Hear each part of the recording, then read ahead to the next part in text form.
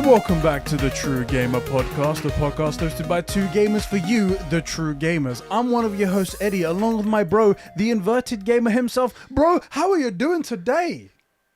All right, yeah. I was going to say, my energy compared to your energy levels, because I know exactly why. Yeah. Not so good. And the unfortunate answer isn't like, oh my god, I found a new game, I've been up for 48 hours just playing, because I would totally love for that to be true. Yeah. Just the reality is I don't sleep. Can I tell you something? It gets worse, but well, no, because I actually did get a full like reset night's sleep. Right. Yeah, it was like that peak in the roller coaster. Right. And then that was about a week or so ago, and then nothing since. And it's been savage. I would have preferred the like sketchy, but I'm used to it. It's like being held in like by terrorists and like while really they're is. Negotiating in the background, and every now and again they throw you a cracker with butter on it, and then after that just nothing. Like, or you get some scraps of bread after. It's like, oh my god, it's great. At least if I did that, I'd get that. What's that syndrome where you like identify with your capturers? It's either the Helsinki syndrome or the Stockholm. other one. Stockholm. That's it. Those There's places two things. in Sweden, is it? Away from us. Away from us. At least I'd be like, they're good guys, but like maybe I just don't know what's going on. Nah, sleep. You need to we need to settle this. Yeah, we need to settle this score. What about you, man? How you doing? I'm doing good, but doing good for a very different reason. Okay. It's because you've been playing with the axe still, isn't it? That's probably fondling my wood all the time. It's actually right behind me right here, but I haven't found a permanent home for it just yet. But I'm happy because, and maybe this would give you some energy, this episode is episode 69, boys. Nice! We made it to 69. We didn't get cancelled. I'd say that's a win. I call that a win. I'll be honest. The chances were slim. Knowing the stuff that I do on our YouTube channel and Twitch channel, surprising. We're not shadow banned on this one, are we? This one we're cool on. Okay, cool. Guys, I've made it a deal. I'm not going to do anything on this channel unless you guys say that. give me enough alcohol, then I'll do it. You say that, but I remember I tuned in for a little bit of the Kingdom Hearts stream, maybe like an hour, and I must have been 15 times. It was just in full caps in the chats. Bruv, what you do? Shut up! You kept telling me to toss someone off, and I'm like, I don't even know what you're talking about, mate. I haven't had enough sleep, so I actually don't remember what was going on. So you were saying TOS for some reason. I'm like, what? Toss off what, bruv? And I don't know what you're talking about, mate. Yes, that's right. I am doing bad for one reason, though. This is more of a dumb personal thing. So I was doing some work yesterday at work, and I was pushing a piece of plastic through a housing on a boiler. Yeah. And I was like, okay, no problem. Usually I have my gloves on, which will protect you from most things. Was it a Worcester? No, it was a very good one. But anyway, I was pushing this plastic thing through, and obviously it jumped and skipped. And what went through was my thumb, but my nail decided I'm not going to go along with the rest of the thumb, and it basically just peeled it back. It was all bloody when it all happened, and it's starting to heal up, but it's so swollen, and I can't press things. Yeah. You know, like on your phone, you use your thumb a lot for everything. You know, on your phone when you're going to turn up the volume, you use your thumb that. Now I have to do it like an old person. I'm like, yeah. Let me just it's like turn up whenever the volume if now. anybody's ever hurt their back, it turns out your back's used for everything, anything you want to do. You want to blink, you need your back. Yep. Right, for everything, same sort of deal. Yeah. I've had bad things. Like the worst one is when you get splinters like up under the. Oh, that made my spine shiver. No. My first job was stacking shelves in like a Waitrose, like a supermarket, Walmart if you're in America, right? Yeah. And some of the cardboard for like the juices, because it gets quite heavy, is very thick, very solid. And the worst paper cuts I've ever had, I got paper cuts down the middle there. I got one under the nail and under the cuticle. That is atrocious. It's awful. What is it? Is it because we put our hands in so much muck all the time that whenever you hurt if you cut your arm and whatnot, it hurts, you get a little bit swollen, no problem. But when you get around your fingernail or something like that, mate, it swells up and stuff, and then it's tender for the next 3 days. It's awful, isn't it? What the fuck is it? What is up with that? At least that's a cut. You know, if you got those hangnails, there's bits of skin. I've seen one I video only that use scissors. shook me. I use scissors now. Do you have too many bad experiences? I'm like, no, snip, cut that. I've seen a video where a guy he saw a bit like that, and he went like this trying to grab it, Yeah. and he grabbed it, and literally it just pulled all the way up to his finger there, and I was like, oh dear God, I'm never doing that again. It's like those videos you see of people at the gym. People that are weak, obviously, or have never been to the gym, don't inexperienced, where they do the leg presses and they extend far too much. God, yeah, and then their legs bend backwards, and I'm like, no, I never want to go on that machine again. Yeah. No, I feel you. But then you're like, I have to do this. Anyway, haven't been to the gym in forever, but that was a Yeah, me memory right neither. there. I've heard of this person called Jim. Yeah. I don't know him. Yeah, but not to be confused with Jim Ryan, who we hate. Not to be True. confused with him. Big facts. But yeah, this Jim, So apparently a cool guy. I just realised how much just garbage we're talking. This is the True Gaming Podcast. This is, and to start things off, we have a special set of people to thank, That's don't right. we? A special set of people who keep this show and everything that we do here on the Conbrosations channel going. Our Super Bros who support us at the Super Bro tier at patreon.com/Conbrosations. Right. Those amazing people are, and I do have the note open here, those people are Diogo Dildo, Isak the Ultimate Cumsock, Catspur the Friendly Patron, he's back, boys. Gaming. Well done, lad. Sabine from Smallville, Record Friction, the Star Wars Encyclopedia, Adam Sunling, Jeremy Runner, that's right, an official Avenger, and the star of the Hawkeye show that I still have yet to watch. Yeah, me too. I mean, it's Jeremy Renner. He's a cool guy. I've feel not like seen him 'cause do he's- anything bad. I mean, I feel like because he's one of our patrons, we should probably watch it and like support it. and we should just say that it's great just because. Yeah, it's so good. It's the best thing since sliced bread. You're so good, Yeah, Jeremy. exactly. Well You- done. You thought WandaVision was good. Woo! This is what it's all about. You think people with superpowers? Nah. You Yeah, need to go for Hawkeye. You need the That's guy one. who's using a 2,000-year-old weapon. Exactly, that's the one you need to do right there. Super Sus Ben Fryer, the Filthy FIFA Fanatic Joe McCormack, I need to say it probably, the Filthy FIFA Fanatic Joe McCormack, my juicy left nut, Big Boy Billy, and Kevin, the number one sim.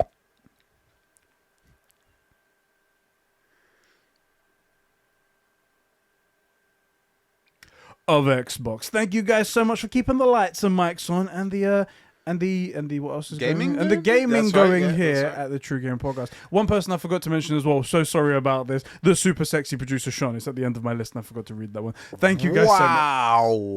But I basically just don't care about him. That's the real thing. It's a good, fair enough, actually. He's less of a person to me. In fact, person is a strong word. I'm not gonna. I mean, he's a super bro, so. That's. Do you know what? Okay, he's got poor taste. He's with us. Right. Anyway, bro. Before, hold on, you finish. Yeah. That's right. Join over 50 incredible patrons over patreon.com/conversation and help continue the content. Yes. That's right. By the way, genuinely. Yeah. I don't know why I set 50 in my head as like our number for Patreon. Where Yeah. I'd be like, I find that incredible. We hit that in like, what was it, 6 months or something from when we started our Patreon. And it's never gone down. Like, sometimes it happens, like either people don't re-up or they change their pledge or whatever, but like, we've never dropped more than like 2 or 3 patrons, like permanently. No one went like, oh, I'll give them the 1 month, see what Conversations podcast is like, and then dip. What we've managed to create here is a community of people who do genuinely want to support us, genuinely love us, although that's questionable. I don't know how that's a possibility. I know why. I figured it out, by the way. But they always see the value in what we do, and I'm thankful that you guys are really supporting us. Gullible. But I'm really thankful that you guys see that we see the value in what we do, and we see value in what we do. Hopefully, we can continue doing this forever. This is It makes my day whenever we're like. By the way, 50 is like a soft 50. So if it's like 48, I'm not like, that's it, it's over. Pack it You know, up. it's like basically 50. It's a round up 50. But like whenever it goes up, and it stays up where someone's like, yeah, I'm going to join the Patreon, and then you see that name every single month. Yeah. I freaking love it. And it's because you use the wrong C word. You say community, I say cult. Oh, that's a much better description. And that's why. An apt description, that is right there. For those of you guys that are patrons, in case you guys missed it, last week there was a Conversations podcast. There was a clip that went up as well of the like background stuff that we talk about, things that were just like exclusive to you guys. Yeah. Go check those out. You'll love it. And enjoy your early access, guys. Bro, Yes. because you haven't been sleeping, Yes. have you capitalized at all and played any games in the last week? Yeah. Or has it just destroyed you and you just can't think? Both. Okay, good. I think I mentioned this. It might have been on the Conversations podcast, which if you are new, it's like one for our patrons. You get it for $1 a month. Like maybe consider it. I can feel that I'm dumber. Like I can feel that. Like imagine you've got a Ferrari, but the limiter's like it's limited to 30 miles an hour, and you're like, man, I know this thing can do more. I know this thing can do more. I know it. And I feel like that is where it is. Like, not that my brain was ever Ferrari, but like whatever it was, it's limited to 30. You It know? was at least a Ford Fiesta. Let's say maybe that. the ST. So I can tell, like, I can just feel that, like, I'll come up to a thing that I need to solve and be like, man, I probably could have done this at one point. Anyway, I've been in that weird, like, limbo space of, because I'm not sleeping, I'm bored. And so I want to do stuff. But then a bit of me is like, well, what if you could have got to sleep, but because you're staring at a TV or getting all hyped up, playing whatever, you, like, destroy that chance. So I'm tending not to, but I have done a little bit. I finally finished Cyberpunk. Oh, yeah? Yeah, out of spite. Out of spite. Because- Fuck it. Because every now and then I mention the whole, like, oh, I haven't fully finished it. Or Yeah. not, like, completed that 100% the game, but, like, I just never really resolved stuff. Frick you, I'm getting it out and deleting it. Did you actually Yeah. delete it, though? Oh, because that was one thing that you just didn't do. Yeah, I just hadn't done it. It was... Despite you not playing it, you were like, no, I haven't. Yeah. And then I'm in a weird spot where I still have Kenna on my PS5. The correct way to say it, yeah. I can't... Not in the same way with Cyberpunk. Cyberpunk, I had a really easy time putting it down and forgetting about it. Every Yeah. time I boot up my PC, my PS5, I see Kenna and also a Plague Tale Innocence. Yeah, I got yeah, both of those, and I keep going like, man, I should play some more of this. And then just jumping onto either Battlefield or Apex or something like that. So, but recently I've rekindled that love for, like, shooters. Me too, yeah. So, talking to shooters, how you finding? Have you played any more of the Halo stuff? How you finding that? So, unfortunately, no.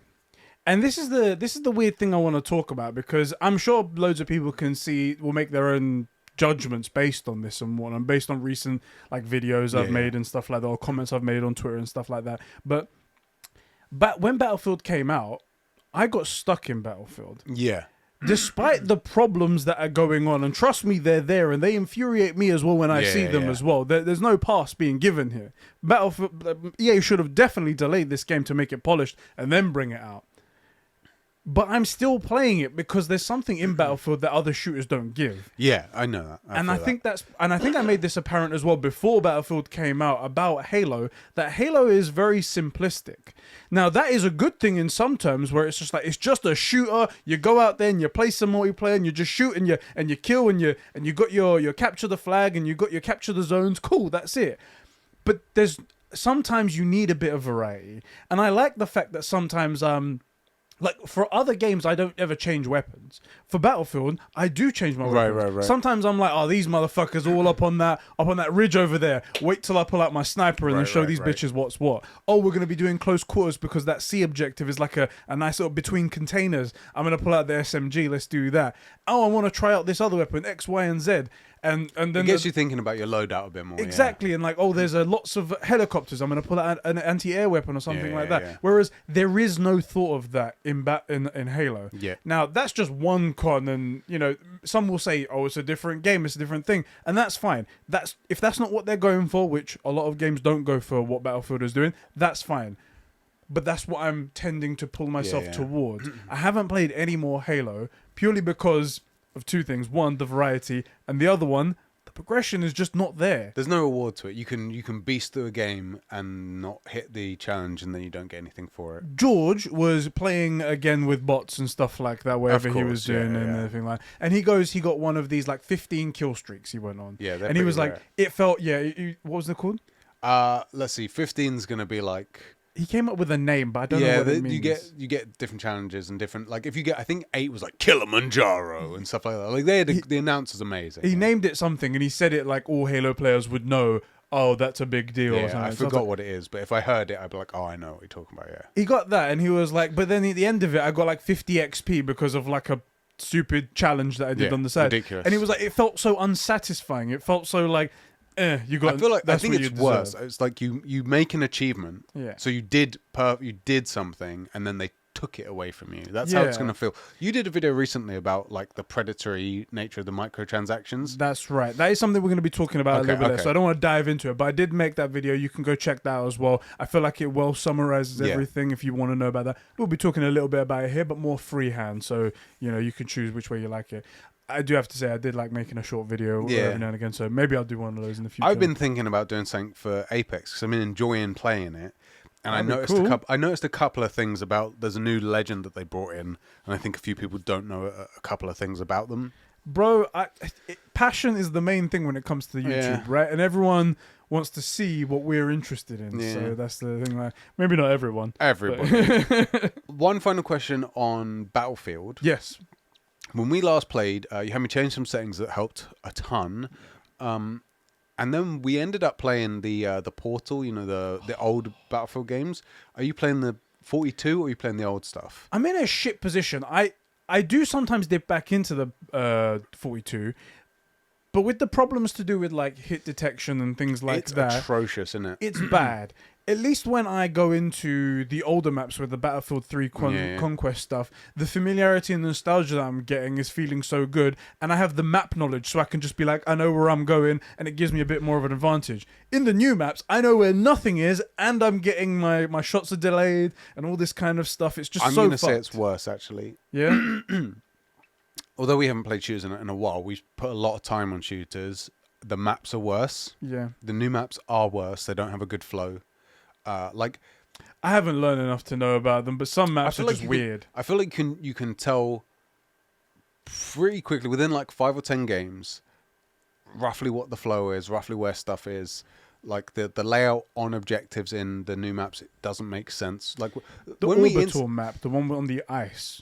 There's It's like not this good. one choke point that you go up as well, and it's like it's a death zone, and anyone can just come along with a hovercraft and just run everyone over. But the thing is, once you're on that like oil mining gaff, that place, that doesn't make much sense either, right? Whereas like it's not just that we know a couple of those maps, like Caspian Border and stuff. It's that when you're there, where you're fighting has a reasonable layout, and you can roughly approximate where the enemy team should be or where you would be. Like it makes more sense, and that's one of the reasons. Not because we're better or the maps are better, but like it works more. Like the map works better and hit detection works. We were doing way better on that older map. And I don't know about you, but I couldn't see half of it. I was getting a lot of like some buildings weren't there. I had a red dot with no red dot. Oh wait, we did have some glitches like that, which were just so weird. And I had no sight the whole time. And worse, because when you change from iron sights to like a red dot, you don't get the iron sights anymore. Yeah, so I just had a circle and had to figure out where my bullets were going. And somewhere in here. Like, normally you can see the bullets. You get like tracer around. Yeah. Didn't get that. And we're still doing better. What's extra dumb though is that Battlefield are the ones that have failed in those new maps, right? And they failed in making a product that works straight away. Yes. So it's their responsibility. Yeah. Now, they've put the portal mode in there, and it's honestly the saving grace of the entire thing. But For sure. It's relying on everything that was made before, not the new thing that you're buying. Yeah. So that's the problem. That is a problem. What makes it extra worse is that the XP that you gain in the portal mode is limited. So you can't even play the thing that you want to have fun in because then you get no progression. It's like, what is... So you're making the fun thing unfun. The only fun thing in the game you're making unfun. Yeah. And I want to be clear as well. Like I had a complaint about the movement in the new game. Yeah. I was like, it's very clunky. It's very slow. My guy feels really heavy. And a few people are like, that's just Battlefield. And I'm like, maybe I just haven't played Battlefield for a long time. And like, I know it feels different. I know that.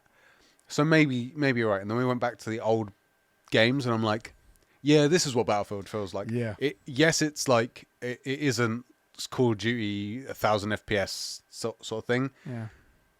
But it isn't what the new game is. The new game's just so clunky. It feels sort of like I'm playing Minecraft in a way. Like in terms of like how the guy moves. Yeah. I don't know, man. It's just something's up. I really want to play it and enjoy it, though. I want to enjoy it. I will say, maybe because I'm just persevering. I don't know what it is, or maybe I just want the stuff that I mentioned about Battlefield that I really like. Maybe I just want to do that. I've been carrying on playing it, and there are times where I have fun. It's just, it's so I have to really pick and choose. Like I have to go to the portal section. I have to go to the server browser. I have to find a server that someone set up perfectly, which.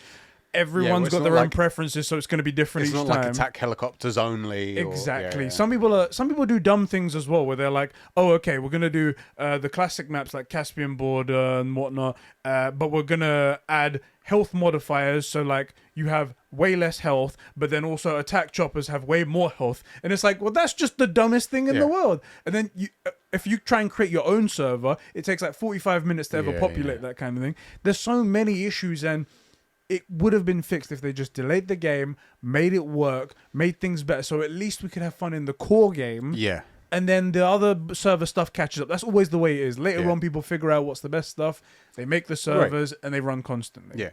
But we just can't get. It's frustrating, isn't it? It is really frustrating. It's really annoying. But as I said, because of the variety, that's the reason why I'm going to Battlefield. And there are times where I have fun. Last night I was having fun. It was great. But then there are times where you go, let me just dip back into the normal thing again just to check to see, because I'm having fun with this. I mean, surely it should just translate. And then you see all the issues and all the problems. Yeah. Talking of other frustrating things, yes. This, of course, is the True Gamer podcast. It is.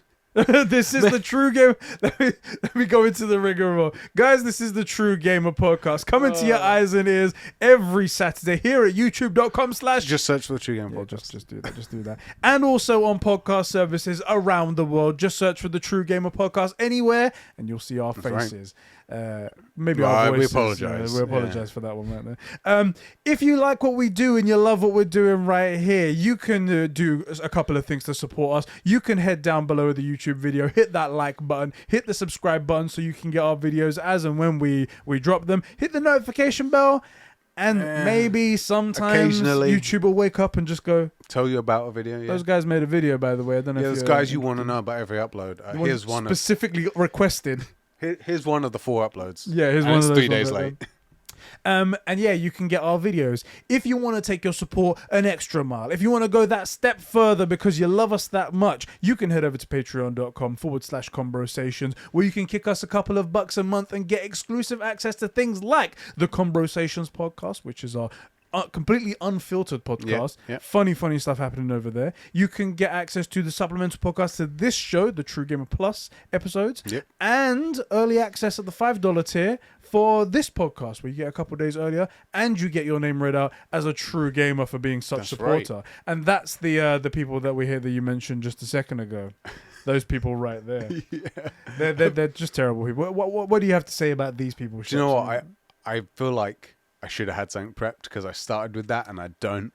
Do you know what? I'm going to blame it on your severe sleep deprivation so I'm going to give you a pass. Insert a really bad insult. Oh my God, I can't believe you'd say that about them, Sheps. I mean, fair. We're so dumb. I should have gone, these people do not wash under their junk. And we could have ADR'd in like someone saying, you need to leave. Like, I think you just did it. I think we're going to do it right there.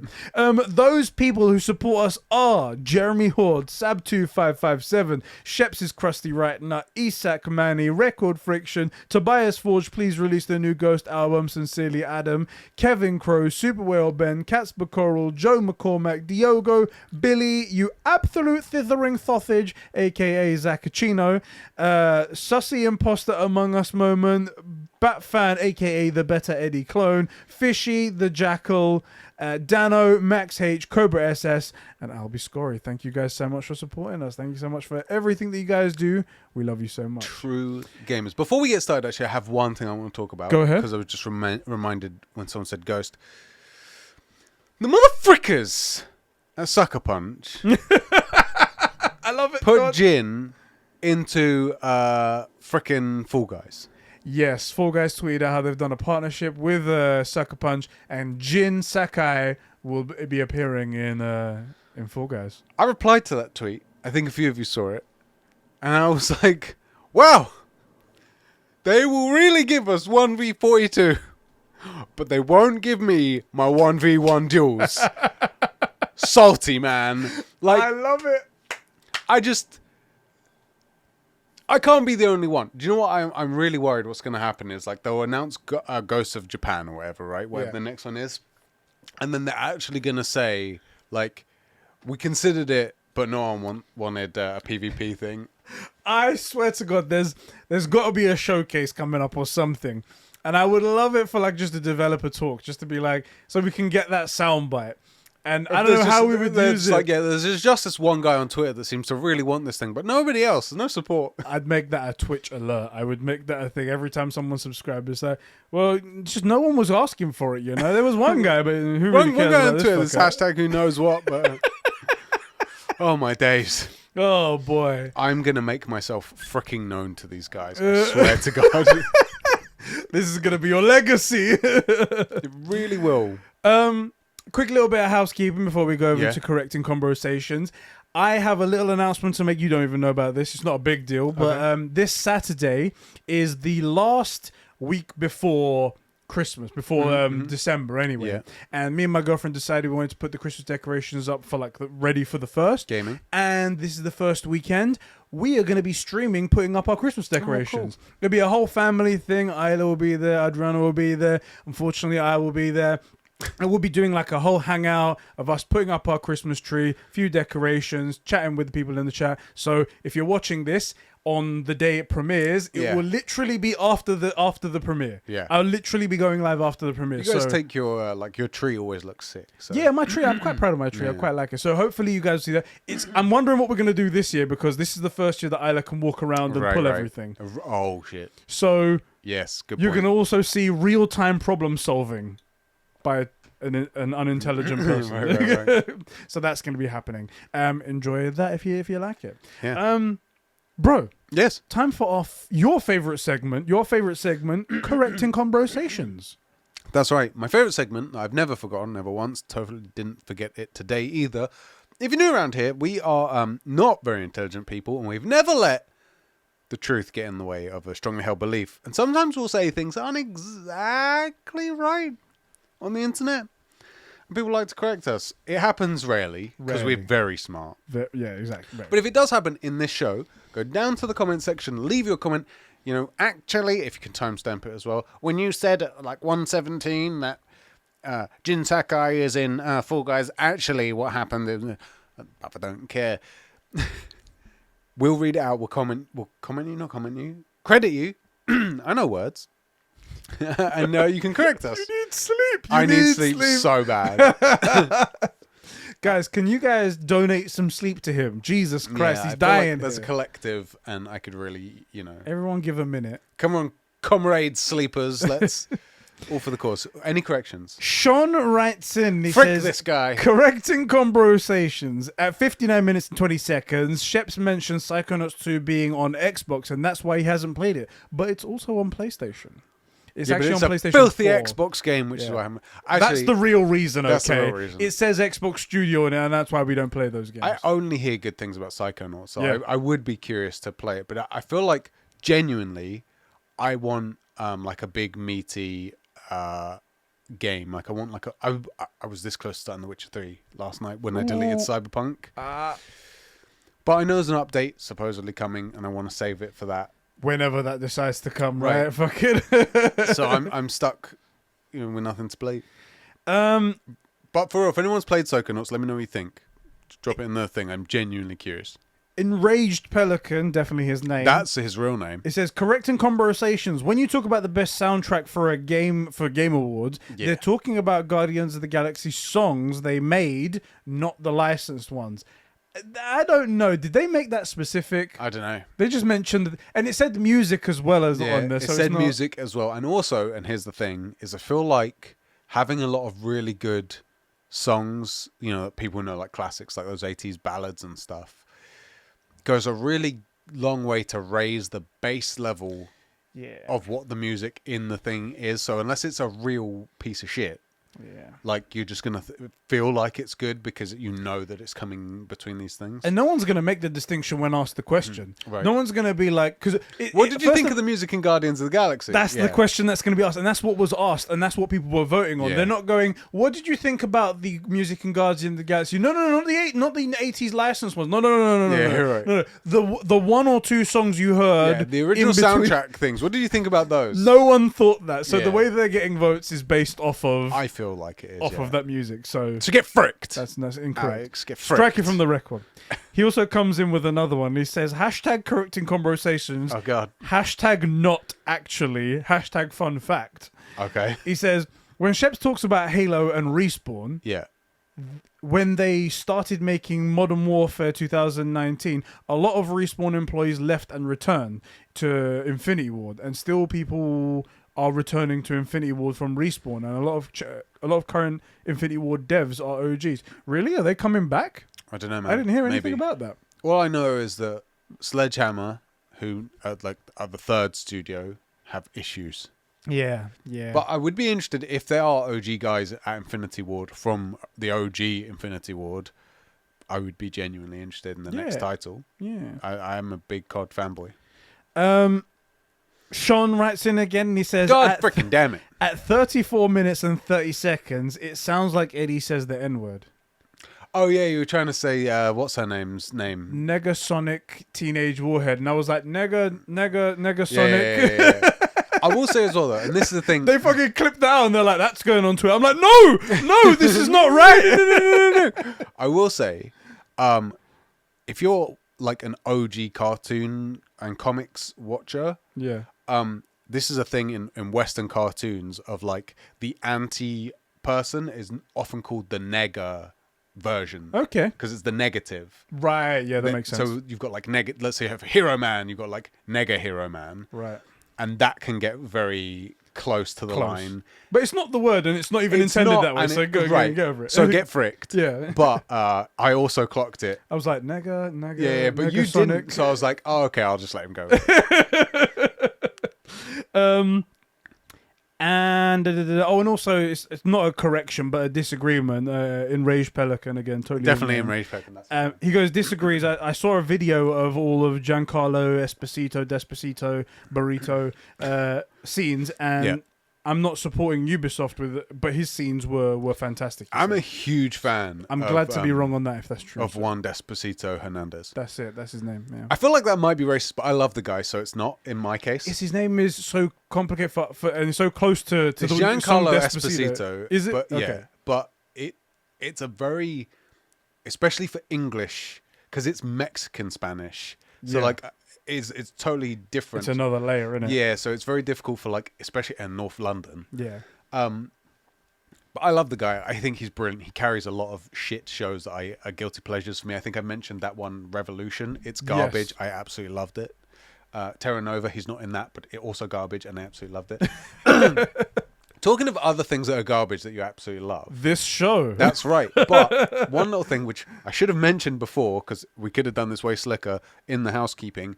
It's Black Friday sales are on, and it's Christmas coming up soon. We actually do have an Amazon affiliate link. If you're interested and you're going to buy stuff anyway and you wanted to support us, links in the description, which we'll hopefully remember. I've already purchased way too much stuff already. Did you use our link? Today's the day. I did. I was like, today's the day. And I was like, let me go over to our affiliate link. Let's click that. And I'm buying all this stuff. And I'm like, yeah, I've already spent way too much. Yeah. I bought It's so quick. It Guardians goes of the Galaxy was on offer. Okay. And I was like, cool, I'll buy this game because everyone was saying it. And yeah, now I've got that, and I bought a just to add internal to the hard backlog, drive. right? Because Yeah, 'cause my and that backlog needs wasn't more good. hard drive space. I was like, got an internal hard drive for there, and I got a green screen as well. I Yeah, thought that'd be quite cool to I use saw one that day. tweet.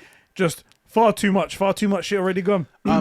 But look, it doesn't have to be ours. If you were planning on using somebody's affiliate code to support them, whoever your favorite content creator is, you should know how it works. We're not actually allowed to tell you this, but you're not using our link. This is for your favorite content creator, so That's it's for your okay. favorite content creator.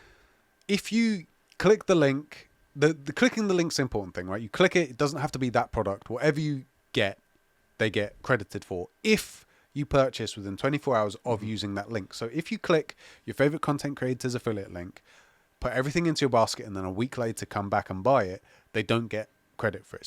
So when you're ready to buy, get to Amazon through that link and buy your stuff. That's the best way you can. It's a good way you can support your favorite content creators. Doesn't have to be us, but I hate the idea. This is why I'm not a fan of like streaming on YouTube, because of how much of a cut they take from donors. Like I think people want to support the content creator they're donating to, and when there's like a 60% cut before it ever reaches them, they're not trying to support YouTube. They're trying to support whoever they're watching. Exactly. And that rubs me the wrong way, and I like to be rubbed the right way. You're gonna rub me the right way if you. Anyway, that's an old song. That's how you can support whoever it is. That's how you can support them best, basically. Because I hate the idea of someone thinking, "Yeah, I'm going to support PewDiePie, or whoever." Yeah. And they're just making Jeff Bezos richer. Yeah. Right. Anyway, now that we've done all the cool stuff at the beginning, plus shilling, I was about to... plus shilling, let's get into today's show. Yeah, man. Today's topics include Halo Infinite's awful progression system and how close it is to ruining a great multiplayer game. The dreams of Battlefront 3 being destroyed before our very eyes. Oh, God. And the topic of the show, our final bets. Where do we see Halo Infinite going, and where do we see it in 6 months from now? The reason why I set this up is because this is actually the last podcast week before Halo Infinite comes out. Yeah. Next week, we have the Game Awards predictions episode, so it'll be purely about that. We won't dilute it with anything else, and it'll be a big old meaty episode, so I want to leave that clear. And then Halo Infinite comes out. Yeah. So I want to get our final read on where we feel about Halo Infinite. Is it gonna bang? Is it gonna do the numbers that we think it's gonna do? Is it gonna reinvigorate Halo and and Xbox? Is it gonna bring Xbox back into the competition? Yeah. Give me your off of the top surface thoughts, and I'll do mine. Then we'll go deep into everything. If it stays the way it is, flash in the pan, dead within 3 months. You reckon? Yeah. Yeah. And that's not to say it's not good. But you're not being rewarded. Yeah. That's at least for the multiplayer. How do you feel about the campaign? Well, I mean, it'll be the first campaign since Halo 3, right?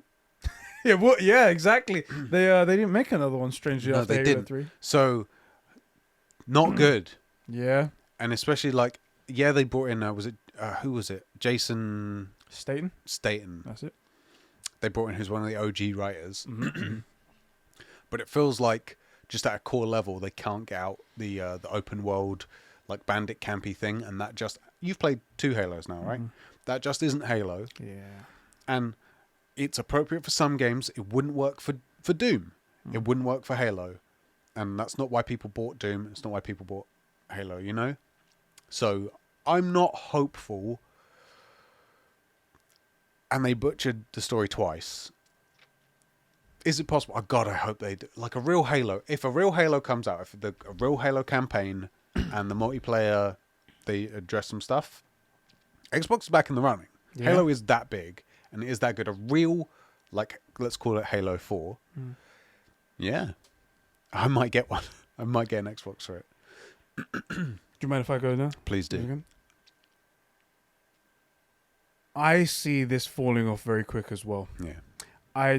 6 months is the one I set because I was thinking about it and I was like 6 months. 6 months.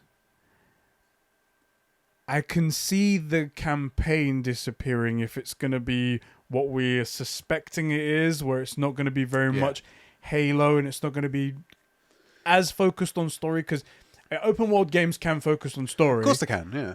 However, when you add such a huge element to something that was so story and narrative focused and linear in the first place, then you wonder what it's diluting in it. And if it goes the way we think it's going to go, it doesn't look good. The multiplayer. Based on some things we're going to be talking about in a minute, I think they've ruined a good thing. I think they've ruined a good thing, and it doesn't look like, based on, again, a tweet that I'm going to read out in a bit, it looks like they're not even going to attempt to try and fix it anytime soon. Which is so upsetting to me, because as much as some people who come here regularly to see what we do here and think that we're like Sony ponies and absolutely hate everything that Xbox does purely because it's Xbox, that's not the case. No. we just want to see good stuff. And if Halo came out and it was irrefutably good, then what the hell would we couldn't say anything because it would be good. How long have I been talking to you about Halo? Bruv, you've been talking to me about Halo forever, so much so that Dan purchased me the game. Yeah. And I've been playing it because it's so critically acclaimed. Everyone talks about Halo. Everyone talks about Master Chief. And I want another character like that because I love the big character of Kratos. Yeah. And people were pitching him He's just as Space Kratos, basically. that. Without And I a was kid. like, Yeah. I want that. I want that. Yeah. And I've been playing it. I've been enjoying it. Everything about Master Chief so far is so cool. And I want that to happen again. Yeah. And you do. And I'm Yeah. sure tons of people do. Bro, here's the thing that bugs me as well. Is like, okay, the game's technically in beta, fine. Yeah. But like, if it comes out with the multiplayer as it is and a campaign, it's less than half a game.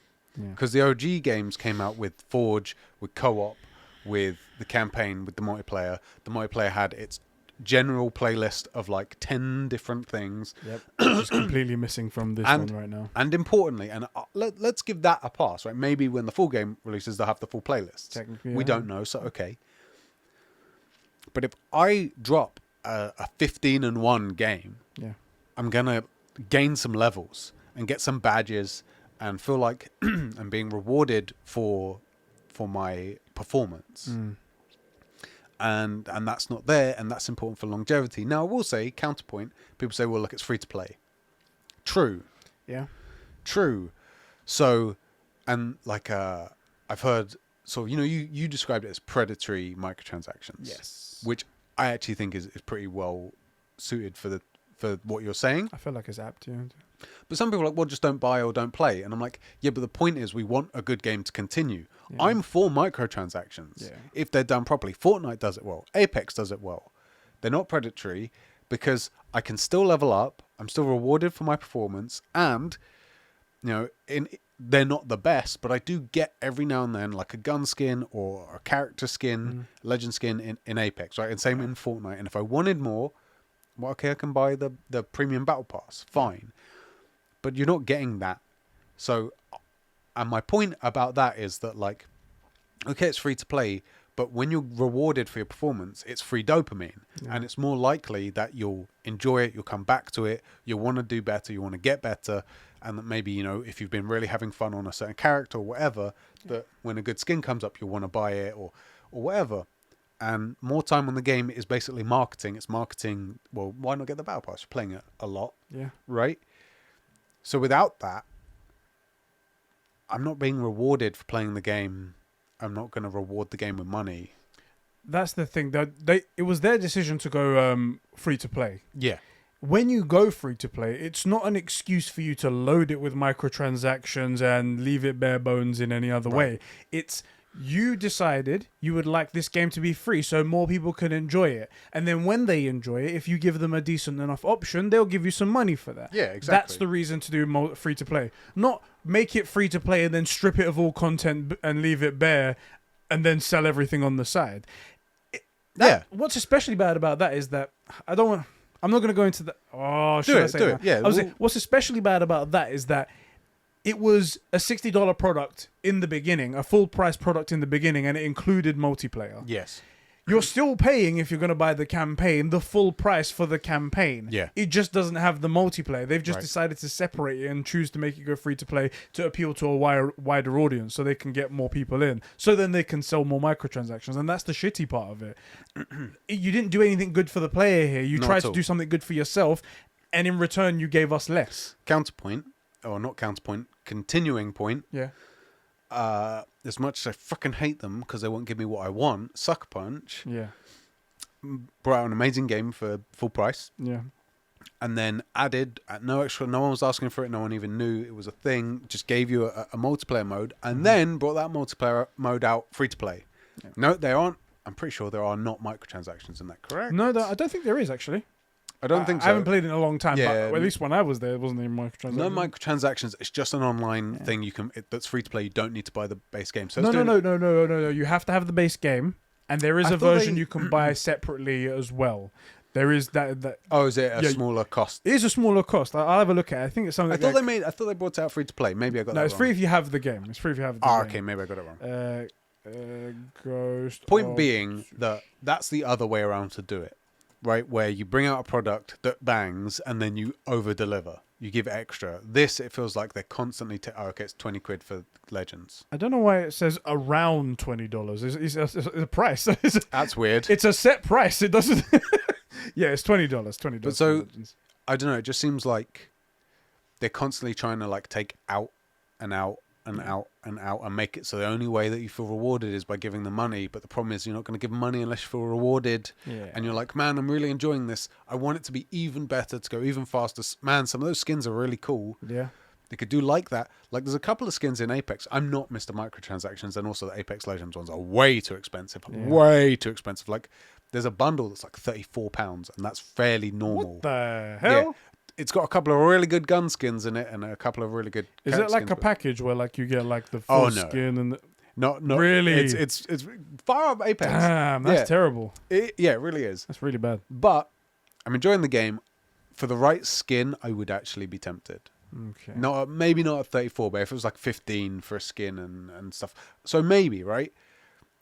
Because I'm enjoying the game and I feel like when I do well, I'm rewarded for it. I get progression. That's the thing as well. In the Halo Infinite one, there's like no real skins that you get, right? There are like armor sets that you get, which like change the way you look and whatnot, and there are some really cool ones in there. Before we get into that though, let's talk about the base question that I asked at the beginning, and let's wrap that up, and then we can move on to something. So I put this question out to people on our Discord server and on Twitter and stuff like that. I'm gonna read a few responses here. So Andy Cure, who played with me on one of the streams as well, he's a great lad. This guy, we enjoyed it together that time, and he said it has a lot of issues to work through, but I think that the moment-to-moment gameplay is the highlight. With time, it could be, but it all sits with the devs' work and dedication. So I kind of agree. There is magic here. There is something great here, and it does sit with the devs, and whether or not they're gonna actually work on it to make it better, to change a few things. However, some things seemed very much ingrained in a certain philosophy and a certain idea of how they're going to monetize it, and that can't be changed unless they're going to drastically change their ideas of how they're going to make money. It's really frustrating because watching people play it, I'm like, man, this has so much of that old fire to it. Mm. Obviously, mechanics are different, right? You got the hook, faster FPS, you can climb over stuff, which was not really a thing. But like it's got a lot of the old magic looking at it, right? Updated, fine. So why not reward people at the end for the things they accomplished in the game? Like, for example, our boy Corwin put up a tweet saying, pro tip for anybody playing Halo, play the frickin' objective. Yeah. But why? That's a good point. Why? Because and you and I, we used to just run around killing people, and then by the end of our time playing FPS, we're like, yeah, let's win the game. Yeah. And so we went from looking for kills to like, okay, let's cap A and B and win the game, right? And if we finish a game with like 10 caps and 7 defends or something, that was it. Yeah, we did it. Even if we went like 1 for 1 or even negative, but we won the game. Like the work we did helped us win the game, and that's what we were there for. And at the end, we'd be rewarded as well. Right, it would be like most caps and like, oh my, you won, and all this stuff, like 7 defense, boom, boom, boom, boom. Yeah, you get that like, oh my god, yeah, the work that I put in has been rewarded. You level up on this, you level up on that, you unlock this gun, you do that thing and whatnot. It's great. But why would I do that on Halo? That's the thing. Why? Because winning and losing doesn't affect my XP, because I have to do challenges. Yep. And my performance doesn't affect anything except my enjoyment of the game. So I'm just going to run around trying to get the most kills. That's it. At the end of the day, what might be satisfying to you and is satisfying to most FPS players is that high kill count. Yeah. And at the end, if you can show your scoreboard and say 56 kills. Damn right, 56 kills, 56 for 3, but got dominated in the game. Right, you lost the game. It's like you lost the game and you have you've got no tickets left, but you got 56 kills. Yeah. And if you want to brag about that, then that's the only thing you can really brag about. Right. there's not really like you can't show a section where it's like, okay, over the entire time that I've played domination games, how many flags did I capture, and like that. Yeah. Interestingly, so a similar type of game, Splitgate, which is also free to play, yes, which I played early on and enjoyed a lot. And I said a bunch of times, it reminds me of OG Halo, because it's basically OG Halo, but with portals. That game does reward you for, like, you know, if you get extra XP for headshots, if you win the game, you get XP. Like, it had a progression system that kind of made sense.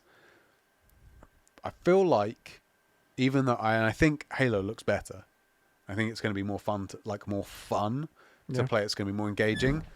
If I was to pick the two based on the progression, I think I would just stick with Splitgate. Yeah, because what's the fun in a game that doesn't help you get anywhere for the work that you put in? You know? Yeah, it doesn't seem right. It seems weird. I put this question out on Twitter as well. I said, the last chance to get your bets in before release. Do you think Halo Infinite will be known as a hit or a miss 6 months from now? You can split up your answers between multiplayer and campaign. And I also said, but will we be talking about Master Chief the way that we talk about Kratos? That was one of the questions that I asked there. Yeah. Josh Anderson, our lovely boy right here, he wrote in and he said, I think it'll be talked about for a while. It's very much a massive bookmark in the series. Series is history no matter what. Despite some few issues, Infinite is dominating the multiplayer space while others died on arrival. Probably like COD and Battlefield and whatnot. True. I feel Battlefield's still got a little bit of a leg, but it could die off if they don't fix shit. It could die off easily. Let's say this. Vanguard, they tried to make that a big deal. I haven't seen anything from it. I don't hear anyone playing it. People are still playing Warzone. Vanguard didn't just die on arrival. It dropped out of the mother stillborn, landed on the ground. It's rough. And I have a beef with that sort of game, actually. I want to just quickly touch on this, which is that if you're going to do something historical, keep it somewhat historical. Yeah. The idea that you've got, like, they did it with Battlefield 1 as well, where you had, like, you're fighting on the Nazi side, and you'd have like a black lady with a robot arm or something using a machine gun. Robot arm? It was weird, or like a hook or something, and you're just like, you know, I don't know if they made that the sexist, racist Nazis would have really had that many high-level SS African women. Do you know what I mean? Like, so it doesn't fit. So, like, a lot of that doesn't fit with the game. And then there's well, what is the point of the game? And that feels really weird to me. I haven't played any of it. I don't know anything about it. I haven't even seen video of it. That's how little I cared about Vanguard. I think it's not just that you didn't care about it. Like, no one cares about it. No one. Because otherwise you would see, like, Ninja and Tim the Tap Man and all those guys, like, it would get pushed in front of you. But no one cared. You don't see it. He also said, campaign is up in the air still, and I feel Chief will still be a significant symbol in gaming. I don't think it will be the same way we look how we look at Kratos, because how we see God of War now is a successful transition from one genre type to another.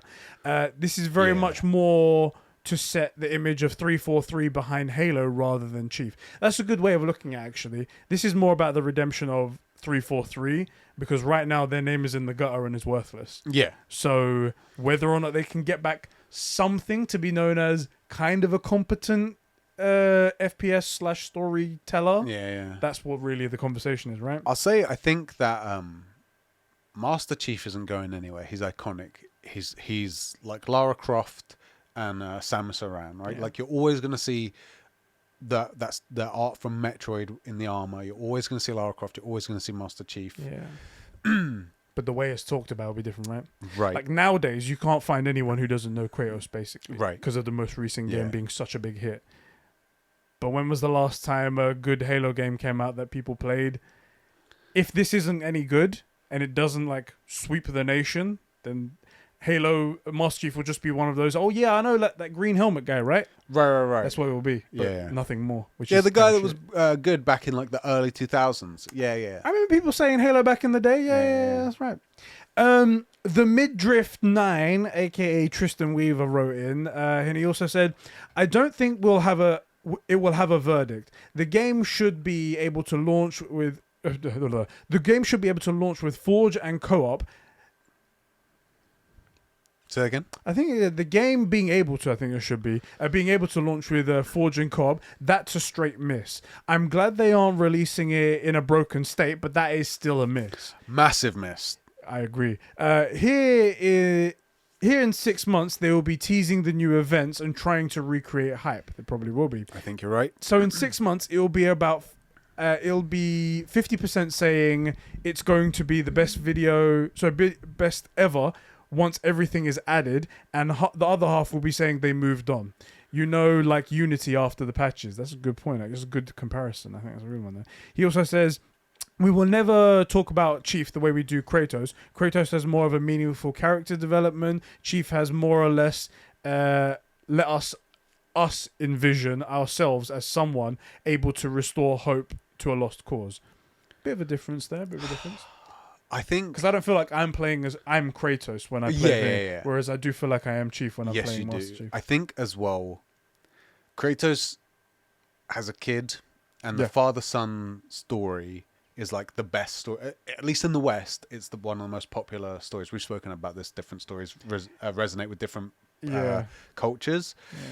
Stepsister, stepdaughter. Right, exactly. Very popular on porn. Very popular. So I don't think you're ever going to have like Master Chief compared to Kratos in that way. But there is a lot of good story stuff. Like you'll come into that almost weird, like will they won't they romance with Cortana, where it's impossible, but it's clear that they're kind of falling in love with each other. Are they?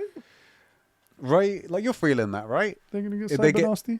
Like cyber nasty. The cyber nasty. You know how like early on she's kind of sassy, and then by about, where are you in Halo 2? Just about halfway-ish? About halfway-ish, yeah. That sass is kind of like, it feels like she's starting to try and get more out of John. Yeah, I see that. Right? Really.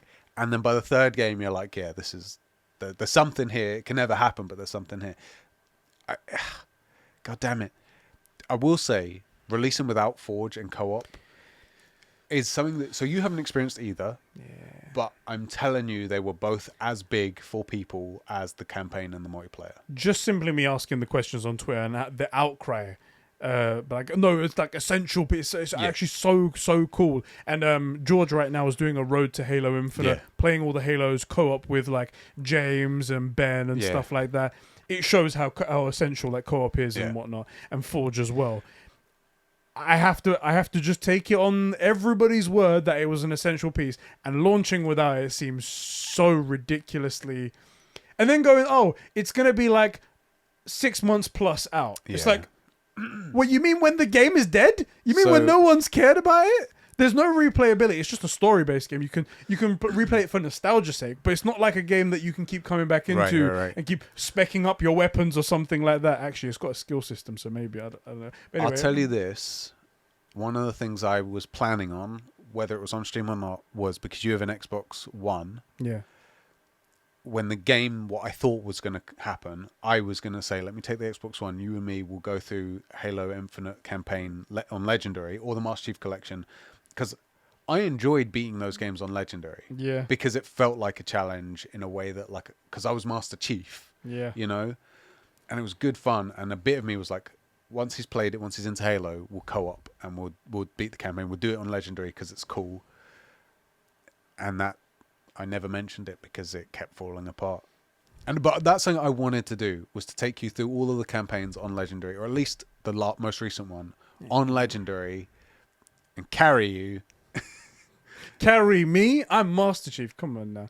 Actually, when we played, what's the other You're character two Master Chiefs. Two basically. Master Chiefs. Oh, well, what you are is two Spartans. Let's say that. Right, okay. Realistically, whoever's player one is Master Chief. Thank you. I'll be. Who's the Spartan? Thank you very much. Yeah. I'll be that. Thank you very much. George, the long-haired fox himself, writes in and he says, I think Infinite will be remembered and will be talked about for a while. Whether or not the discussion is positive or negative is completely up to 343.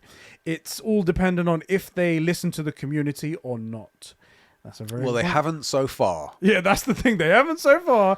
I'll give them the one thing. They did listen to our cries when we said this game looks like garbage, and then they delayed it a year. Well, hold on. But that's really for their own benefit. Yeah, right, exactly. It's not like they were like, all right, we'll give the fans what they want. All right, we'll do that. They did it for themselves. Yeah, they didn't do it because they're like good guy freaking 343. They did it because Otherwise, the game would have been dead. Because it on was, and you shouldn't bring a game that looks like that out when it's the game for your console, right? Yeah. If The Last of Us 3 came out and it looked like the OG Last of Us, Yeah. actually that's not true. I'm going to say it looked like close to Halo 1. It And you played it in the OG graphics, didn't you? It looked not very good. I'm gonna go back to our Discord server, and Brendan Fraser, the real one, obviously. Right, of course, yeah. Wrote in and he says, so this is the funny thing, based on, I took that question from another tweet. Yeah. Someone had written and they were like, how do you think Halo will do? What do you think the last thing will be? Right. And they wrote, disregarding the progression issues and customization issues and microtransactions, how do you think it will do? And it's like, you can't disregard reality and then go to something else. Disregarding the story and the relationship between Kratos and Atreus, how good do you think God of War is? Right? It's like, then we're not talking about real life. We're just talking about something else. Also, I'll answer that question. 6 or 7 out of 10. Like the God of War combat is fun, but it's not like groundbreaking. Do you know what I mean? Yeah. Like it's the story You get that some makes the game. satisfaction, but the story is the thing. Right, and that Leviathan axe, pretty cool. Pretty cool. But like, without those key factors, I was gonna say Thor in the Marvel's Avengers had a similar sort of thing. Pull it back, throw it. right.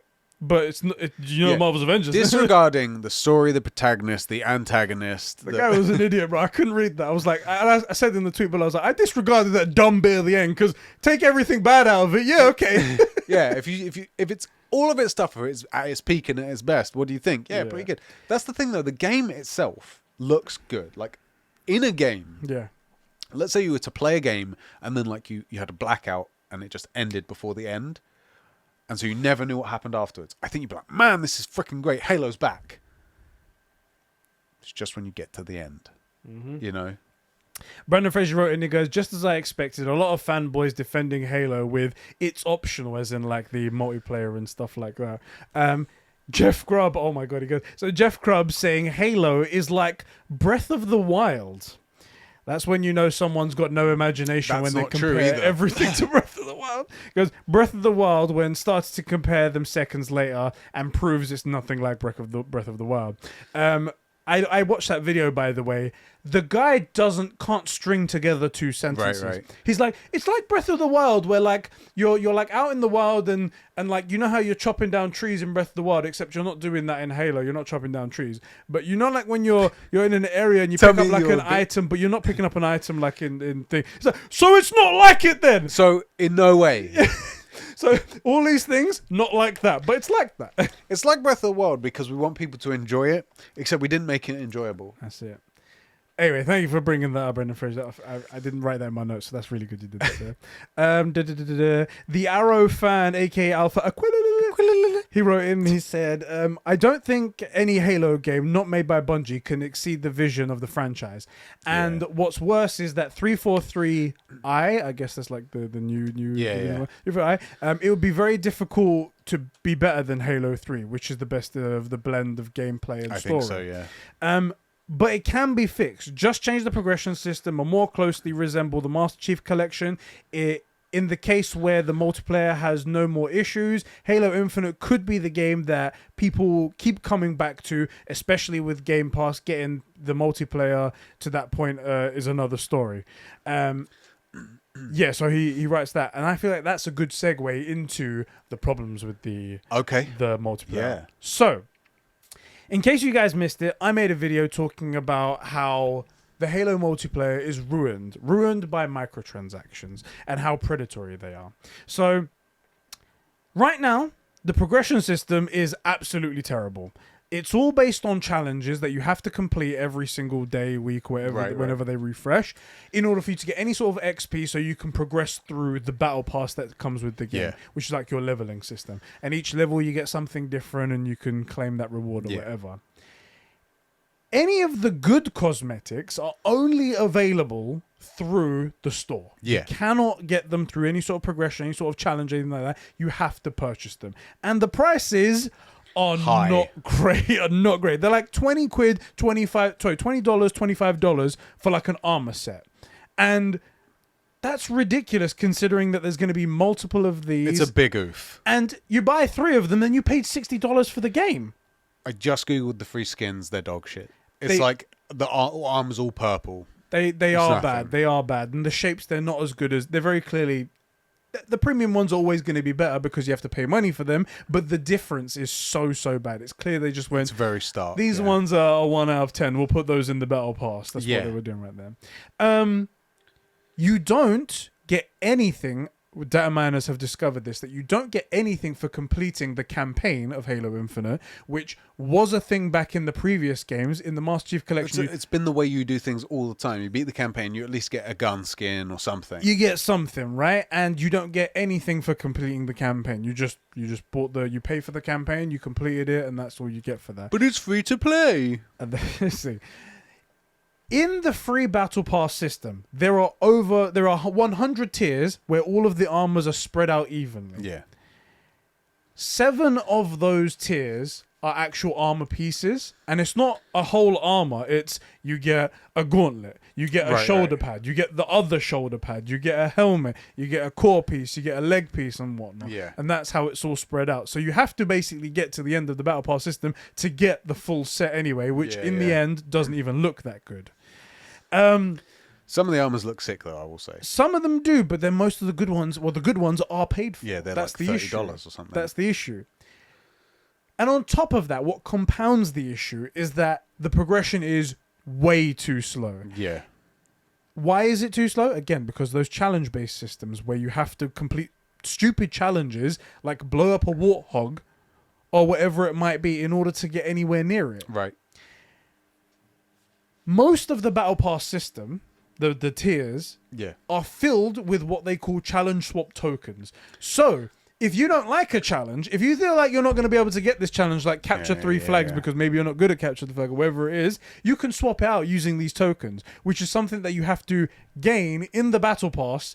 So you have to get challenges to go up in the battle pass to get these challenge swap tokens to change the stupid challenges. So you can go higher up. So you can go higher up in the battle pass and get a new one because you've had the challenge there forever and can't do it. Exactly, which is so stupid and clearly indicative that they knew that the challenge system was an issue because they're giving you ways to change the challenges. The thing is, like, challenges are a good supplementary way to do this. Exactly, because it gives you a reason. It gives you a reason to be busy, right? It gives you a reason to like jump in to capture the flag if you don't normally play it, or swap it out for a different challenge for a thing that you do want to play. It gives you a reason to like try a different gun and stuff if you want to, and gives you extra supplementary XP to help you get through the battle pass and either get that thing that you want or the skin or the music or whatever it is that's in there, right? As it is now. But as the only way to progress, it's not okay because it takes away all of your agency in the game. All you have to do is go in. Imagine the game is like get 3 headshots in a capture the flag game. Yeah. All you have to do is go into the game, get 3 headshots, and you just stop playing. And you'll get right. It doesn't matter how good or bad you do. You could go like you could be killed 100 times. It doesn't matter because if all you want to do is progress in the battle pass and get that skin or whatever, doesn't matter that you didn't dominate the enemy team. Doesn't matter that you lost. Yeah, it's ridiculous. It's stupid. It is stupid, and I do love that like 40 of the levels are challenge swap tokens because it just proves that they knew all along that this system was shit, and they were like, well, we have to give them something in order to like make it somewhat bearable. Yeah, which is XP for performance. Now, the battle pass system being slow is one thing, and it's definitely a problem. The prices for the skins being high is a problem, but only a problem if there's no other way to get them, which is currently the issue. Right.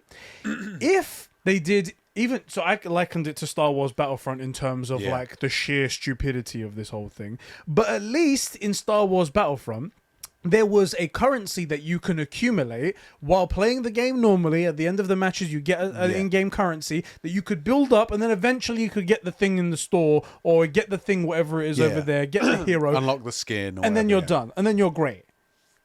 In Halo Infinite, they don't even have that. There is zero other way for you to get these cool skins other than give money. Yeah.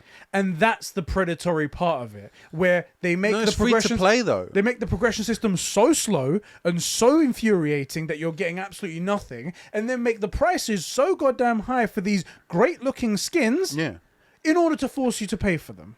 And that's exactly why I said this is going to be a flash in the pan, because the skins look great, but I'm not being rewarded to play the game whether or not I have the battle pass. Yes. So why am I incentivized to keep playing? I'm not. So yeah, the skins look great, but it's in a game I don't feel rewarded when I do well. I don't feel rewarded for playing. Exactly. It's a flash in the pan. That's my suspicion. Even if, look, the prices need to be changed. They need to come down by at least half. Yeah. Yeah. And even that's probably a bit much. I think you would find they'd do better if the skins were like $8 or something.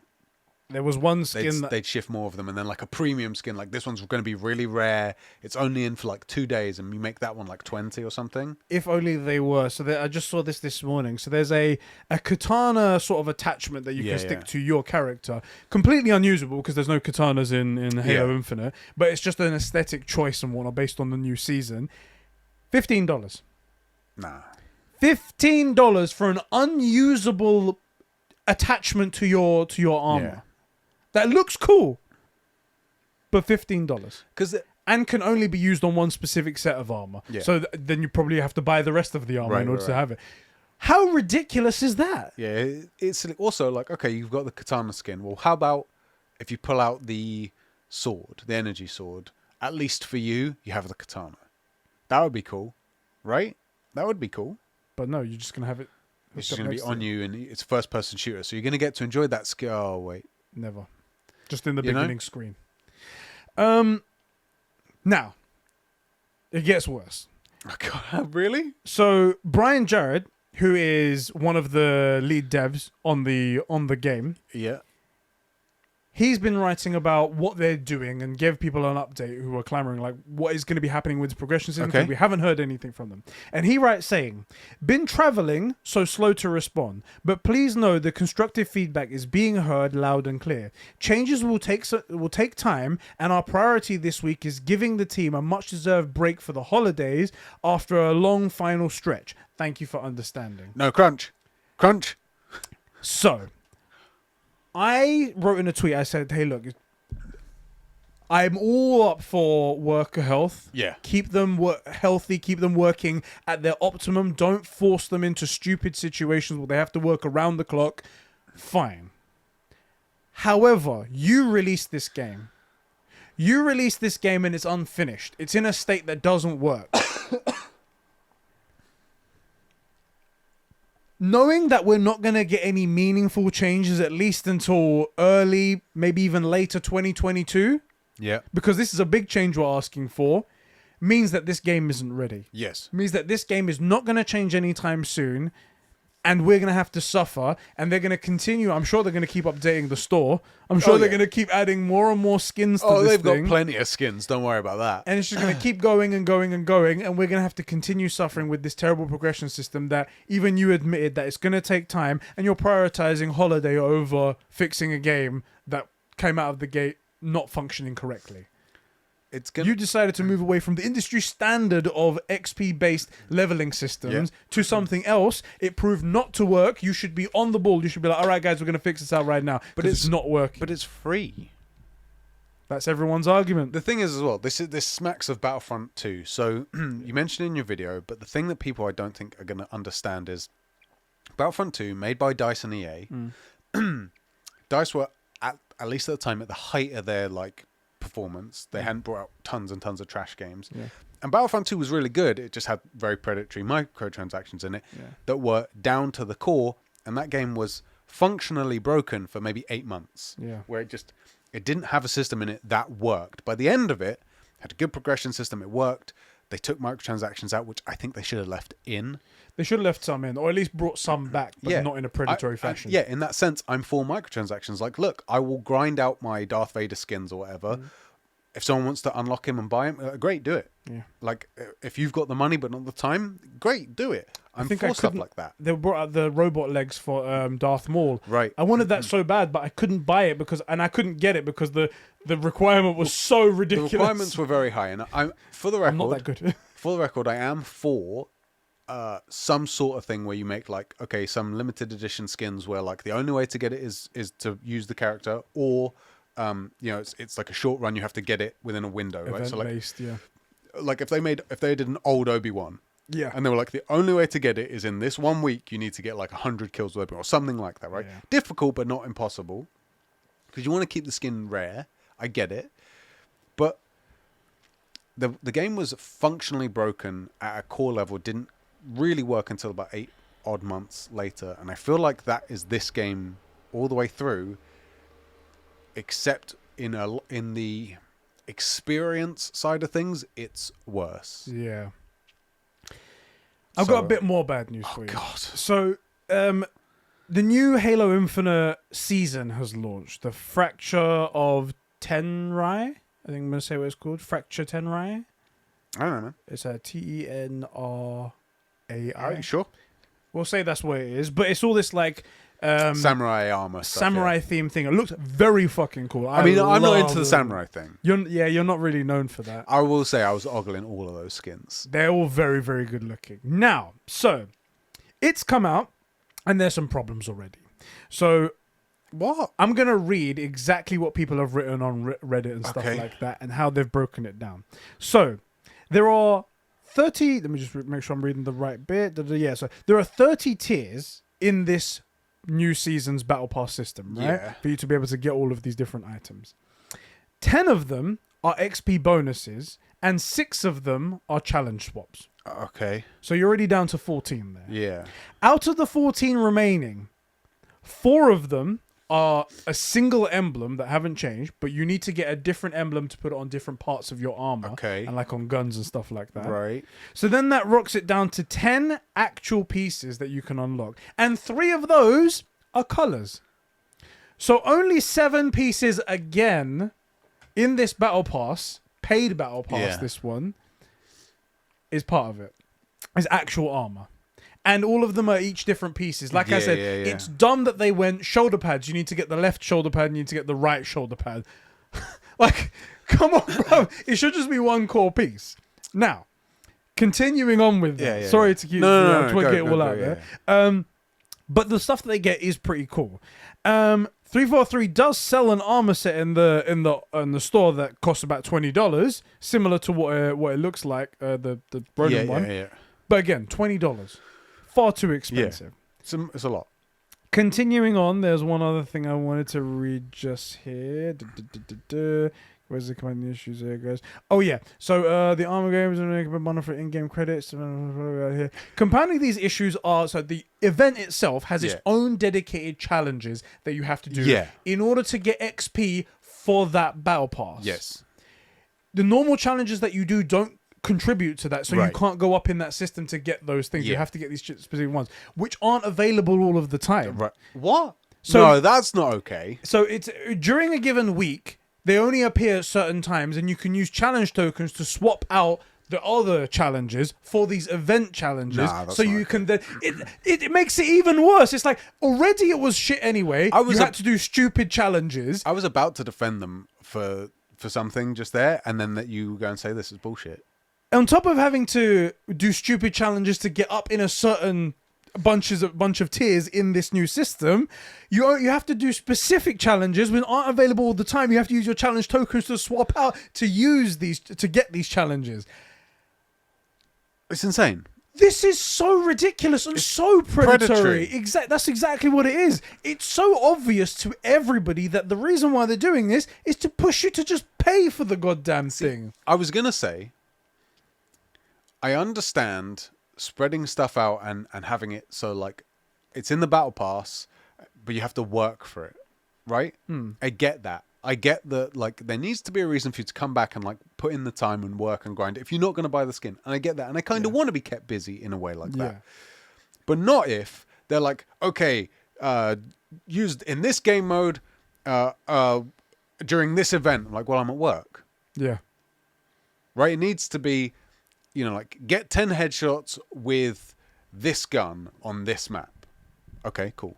Get capture the flag 10 times, stuff like that works within the realm, but that I can do at any time. That would actually be a very good way of doing it. Yeah, of course. Like you do, it's all XP based. You go up all the battle passes, but then in order to unlock that one thing that you've got there, it's like if it's a samurai one, get 6 melee kills in one match or whatever it might be with the energy sword. Right. Oh, it's kind of like swordish. I get what it is. I get what they're going with, and then I unlock that. It's an extra little thing to make things cool. I've got to work for it. But not, I have to get 6 kills with my battle rifle, and then I have to switch to the sniper rifle and get headshots. I have to destroy a mongoose, and then I need to destroy this. Right. I'm surprised I know these words, by the way. Of course you do. You're a Halo fan now. I'm a Halo fan now. But like the other thing is that if you're playing the game and you're being kept out of this stuff because the challenges aren't popping up, how's that okay? Like, look. If it's a rare skin, if I'm wearing like the awesome like Shogun skin, I want people to look at that and go, man, that guy, the only way he has all of that is he did these sick challenges. This guy worked for that thing. Right? Maybe you unlock like, how about this? You unlock you buy the skin, you buy like the samurai skin, but to level it up to Shogun has to be in game. Yeah. The only way to do that, where it's got like all the badass like samurai armor, like in Ghost of Tsushima, better game. Is by performing. But even then, you are locked out of the base thing in the first place. You have to pay ridiculous, for it. Isn't it? Now, just as you were saying, it reminded me of Call of Duty. Do you remember in order to get some of the weapon skins, you had to do different things? Yeah. It was like get kills with no attachments. If you saw someone with the Red Tiger skin, you knew that guy had gone and got either into a hacked lobby or had 500 headshots. Yeah. And if you got the gold one, then it's like, okay, they did all of the headshots, they did all of the body shots. On all of the guns. They did all of they did with attachments, without attachments, they did X, Y, and Z, and you knew that was a big accomplishment. Yeah. Why is that not acceptable anymore? Why is that not something that can be done anymore? Why does it have to be that you chose to take a premium product that was attached to a $60 game, make it free to play, but then make it unfun and make everything paid for? You decided to go free to play. It wasn't our choice. We didn't want this. No one asked for it. You wanted to cast a wider net because, well, players aren't going to Xbox. That's the main reason. Well, also everybody on Xbox doesn't want to pay for anything. Exactly. That's a weird one as well. Everybody on Xbox doesn't want to pay for stuff because of Game Pass. Yeah. And then you're asking them to pay for skip. That's something. So let's say what it is, okay? Because I'm a bit confused. Everyone's like, oh, Microsoft's just giving us everything and giving us everything for free. When they tried to up the price of Xbox Live Gold, that was an attempt for them to try and make some money because they're hemorrhaging so much money over here. You guys pushed back. They went back on it because they decided the PR look is much more profitable, better for them, at least right now, because they haven't got games out. That much better for them. They've decided to take the most well-known IP that they've got to try and squeeze money out of you. And they're doing it now. And if we don't say anything, they will continue to do that. It's all on us. Yeah. It's all on us to do something about this, to say, hey, this is not okay. Otherwise, they'll just continue to do it and then we'll be stuck in the end. I genuinely do want them to fix it, but I don't think it's possible because they've got their minds set on one monetization thing and they've got their eyes set on Halo is going to be the thing that brings us money. The other stuff can't hold a candle in comparison to Halo. And if we can't make money with Halo, then we're not going to make money. What they did is they're drowning, and so they went Halo. Let's latch onto that, and what they're doing is drowning Halo with them. That's why, like, they say you don't swim up to someone drowning because they'll latch onto you and you both drown, right? And that's what they're doing. They're trying to milk as much money out of the game as possible, but it's to such an extent that people are going to drop off and not play it, and they're just. The worst thing is they won't know why. I think a lot of these guys, I went back to Warzone, or I just didn't enjoy it. Like, it was good, but like I don't know, because there's none of that like dopamine for the rewards you get, and like they have it in game. When you get a kill, it pops up on the screen. Yeah. Like that is part of that dopamine system, right, where you get the reward for doing the action. The badge that you get for doing like the Kilimanjaros and stuff like that before used to give you like XP. Yeah. And now it just doesn't do that. So unsatisfying. It just feels like nothing. Right. So it's going to fall off, and then they'll end up probably dropping the price, or maybe because they're Microsoft, they'll do it back, so up the price for everything. So the few people that are still playing have to pay more. It's so stupid. I want the game to do well. I want it to draw. I want Halo to be back in the conversation. And Xbox desperately needs it to be back in the conversation. Yeah. And I think what they haven't realized is that they just have... It's part of the Game Pass problem. They have trained their guys to look for a certain value proposition, and now they're asking for more, and we know from game sales that they don't want to pay. Now, maybe that's different from microtransactions. Maybe they're much more like mobile gamers, which is to say not real people. But but they just seem to spend money on everything. Yeah, so maybe they know something we don't, which is certainly they know stuff that we don't. But I just feel like the way this game is positioned and priced, and the fact that there will be people out there like me who wanted to play it. Let's say I was on Xbox. Don't feel rewarded, but had the right skins come up at the right time, like during Christmas or something, I might have gone, do you know what, actually, I desperately want that Shogun skin, or whatever. I really want that. It's 15, yeah, but I just did get my Christmas. Okay, I'll get it. Times that by like 1 million people, and it's worth it, right? But the only way I would have got that far is to have enjoyed my time and have a reason to fire up the game. And more than, like, it's not just having a good time with your friends that keeps you on the game. Because a good game, you'll probably find yourself coming back to and playing without your mates being there. Generally speaking. Not always, but like a lot of the time you'll be like, man, I really want to finish out the battle pass. Yeah. And no one's online. I'll jam an hour. At least get a little bit further ahead until my team comes on tomorrow, Yeah. I don't think anyone's going to do that, especially if they're random things like blow up 3 warthogs while you're like 200 meters in the air. Well, so now I need to get the rocket launcher, steal a freaking ghost, jump off a cliff. I'd like to talk to somebody maybe in like a month's time, whatever it might be, someone who's still playing Halo Infinite Multiplayer. For what reason? Like, what's your draw? If they don't change anything, If I fully believe there's nothing going to change based on the comment that guy made there. I believe there's nothing going to change until like early 2022, late 2022 even, and even then it might not, because this is their plan. The plan was to put in microtransactions and to make money off of it that way. And if you change something, then it's not going to be worth. It's not going to be worth. You're not going to get money. Yeah. I want to have a word. I want to talk with somebody to know what they're doing, because right now it's the conversation and it's the multiplayer shooter at the moment. There's other options, but those options are flawed in other ways in the gameplay department, the crucial parts. Mate. So these Halo multiplayer sucked. It sucked a lot. For this kind of shooter, it has sucked. And Halo came out polished, working. Yeah. And it's like, great, cool. I actually thought Halo was going to be the saving grace of the shooters this year. Yeah. And that I would maybe not buy an Xbox for it, but at least steal your Xbox One until you needed it back to play it. I thought that was likely to happen. Yeah. But this is the thing. I have the option of a free Xbox One, and we know it will play on that. Realistically, I would want a Series X, but at least to get into the game, like I could borrow your Xbox. You're not using it. Well, I have it on the PC, and I don't play it much. Right. I mean, I played it in the beginning. I enjoyed myself. There's nothing, as I said, that turned me away.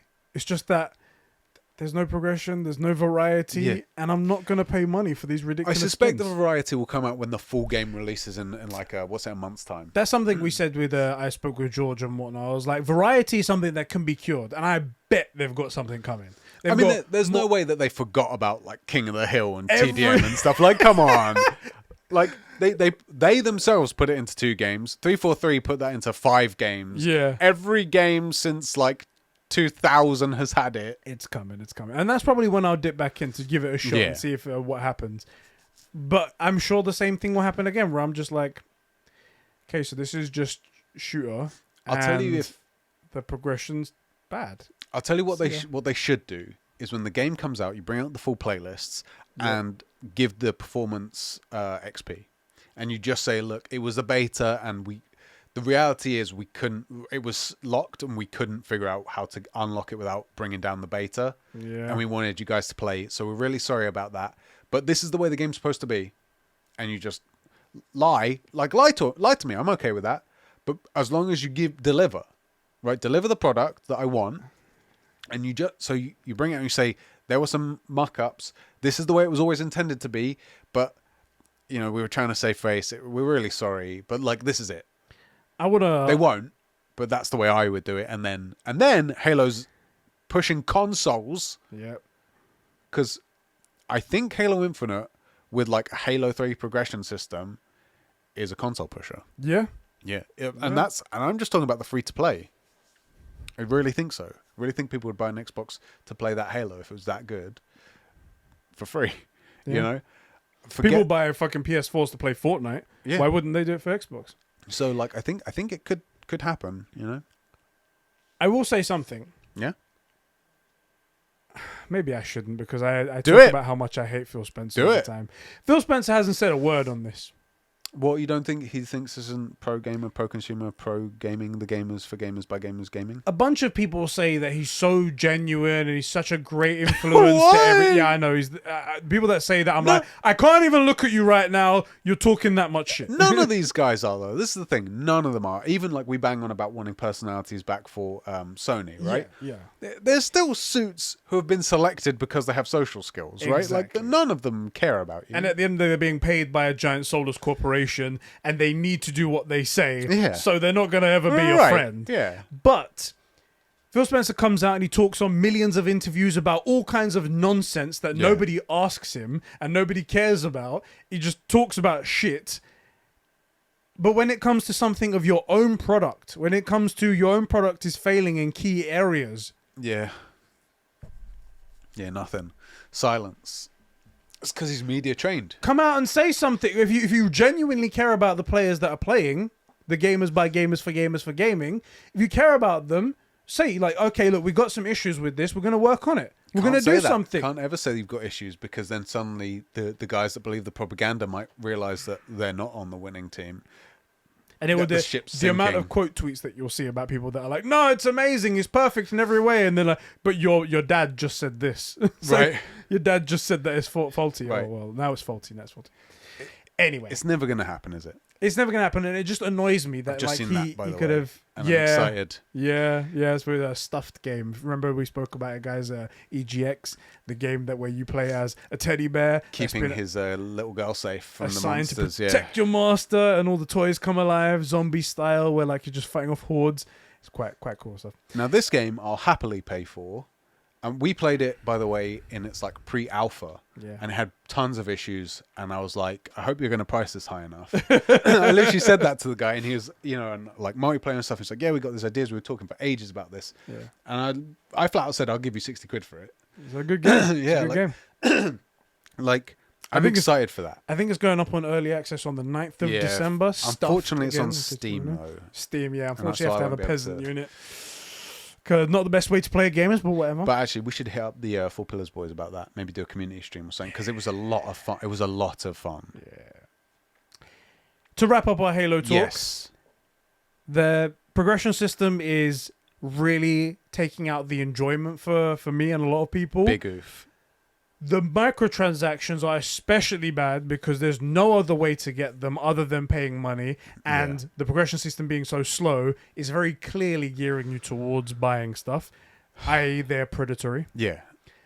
And it doesn't seem like they're going to change anything. There's no word on what they're going to change in anything, and it doesn't look like anything's going to happen anytime soon. Really, really bad look, and combine that with the lukewarm reception of any sort of preview when it comes to Halo Infinite's campaign. Yeah. People just saying it's... Combine those two things together, it doesn't look good for Halo. And I fucking hate it because I was the guy that was like, I bet Halo's going to smack it. Yeah, you were. Halo's going to do it, guys. I got that feeling in my waters. In my waters, I got that feeling. I can feel it in my jellies. In my jellies. I'll say this. You never got hurt by 343.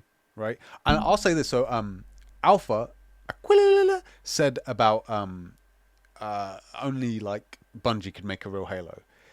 in my opinion, they hit the mark 3 out of 5 times. Because I think it was them that made ODST and Reach. Yes. And while those are good games, I didn't love ODST. Reach is pretty good. They only made 3 Halos, in my opinion. Halos 1 through 3 are masterpieces. Yeah. And then it's hard to keep that up. And the guys that did it struggled to do it again. So 343, they're up against an and impossible so battle. far they're down 2. You know, like they messed it up bad. And so you never had that. So you were like, okay, clean slate. I think they could do it. I feel like the Halo Infinite's going to be more blood in the water, and that's really not what Xbox needs. They're hemorrhaging bad as it is, and I was hopeful. I did think that maybe this could be like what's a metaphor that works in my sharks in the water, like the shark cage or something, like something to keep you safe. Yeah. Right. And it could have been, and to the point where I'm enough of a fan of Halo where I probably would have got an Xbox for Halo, even free to play. I mean, once you finish Halo 3, I think you'll be where I'm at. You'll get it. I'll get it. And I wanted it to be right, and I wanted Xbox to really be back in the conversation, and not like I feel like Xbox are in the conversation for a little bit until you analyze what they've said or what they're giving you, and then you're like, wait, no, hold on a minute, this is bullshit. Xbox are in the conversation the way that we're in the gaming conversation. Just conversation. You need to be in it with product, and we're not game makers, so we don't need to make the product. Right. They need to make a product. True. That's actually a good way to put it. And if you're on our level, then fucking hell, you're in trouble. We're shit. We're shit. The thing is, though, like imagine you're Halo and you come down to our level. You're on the sidelines. You just got sidelined, and you're the biggest thing. I love Fable, but it's not Halo. Yeah. Right? And this was going to be the first Halo on the new current gen. Yeah. I hate that it hurts me this much. I hate that I'm still in love with her. You know, that I still love my ex that much. This is why I'm probably never getting an Xbox again. Because they keep hurting me. They keep hurting me. It'll be different this time, baby. No, it won't. It won't. You never change. You never change. Bring me back to the 360. God damn. Sorry. I'm really genuinely hurt because I love this franchise so much. And I've had nothing but disappointment for like 10 years.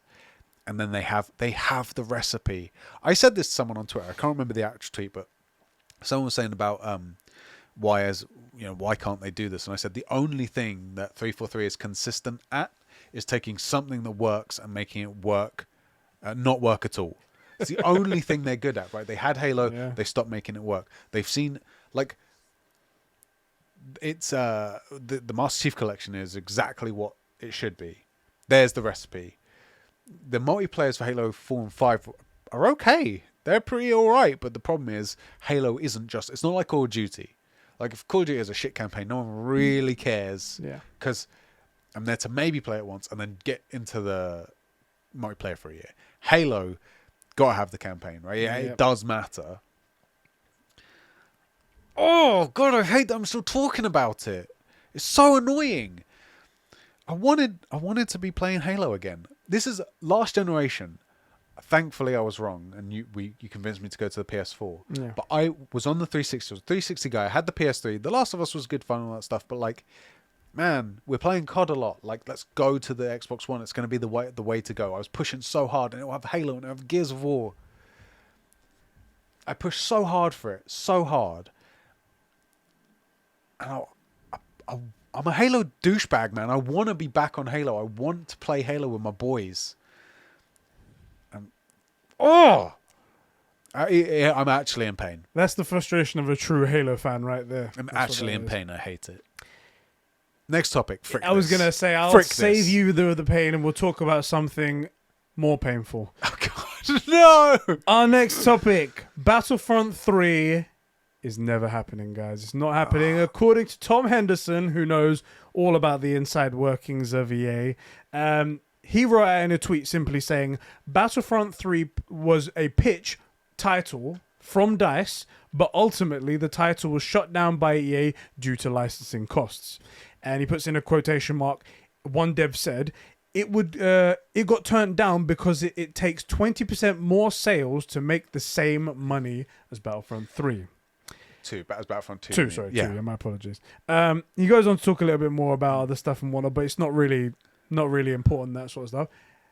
That's the main quote. That's the reason they needed to make 20% more sales than Battlefront 2 did in order to make the money back. Except they frickin' didn't. Because, yes, the licensing fee went up. And yes, if the only way you were making money was sales, you need to sell 20% more. But all you need to do, and now here's the issue. We just saw what DICE puts out at the minute. Yeah. It's not looking great. But let's say you brought out Battlefront 2 as it was at the end, but with microtransactions that weren't predatory. That's the thing. I would have spent... I'm not a microtransactions guy. I would have spent money on Battlefront 2. So the reason why Battlefront 2 didn't sell well was because of the stupid predatory microtransactions in the first place. Yep. Had it come out and it was focused on gameplay, like the gameplay was fantastic, and it was focused on how authentically Star Wars it was, which it was fantastic. Yeah. And it didn't have stupid microtransactions or a progression system that was so painstakingly slow, pushed you towards buying characters. Forced you to buy it, Then it would have made more sales. So if you make Battlefront 3 with the right stuff in mind, you'll make the sales that you want. You fucking idiots. You can't blame your stupidity on the next game and shoot it down for that reason. It's ridiculous. So dumb. It's ridiculous because Battlefront 2 ended up being so good. Yeah. So good. All you needed to do is take that, bring it out from the beginning, and yes, I'll buy... I actually would have spent good money on Battlefront 2. Yeah. By the end of it, if it had come out like that over its life, I wouldn't be surprised if it was hundreds of pounds. I would have spent on like little skins here and there. So much. I'm such a Star Wars simp. Absolutely. But they just decided they were like, no, up front, we're going to absolutely just destroy you and try to get you to buy Darth Vader for $80. Yeah, it was ridiculous. Ridiculous. Or $40 for Bosk. Bosk, damn it. Yeah, it's not okay. For the record, like I'm an idiot. Like I really like Bosk. I really like IG-88, who, by the way, I think combined have 6 seconds of footage. Yeah, of the whole fucking movie. Oh, the trilogy. Oh, franchise. The trilogy.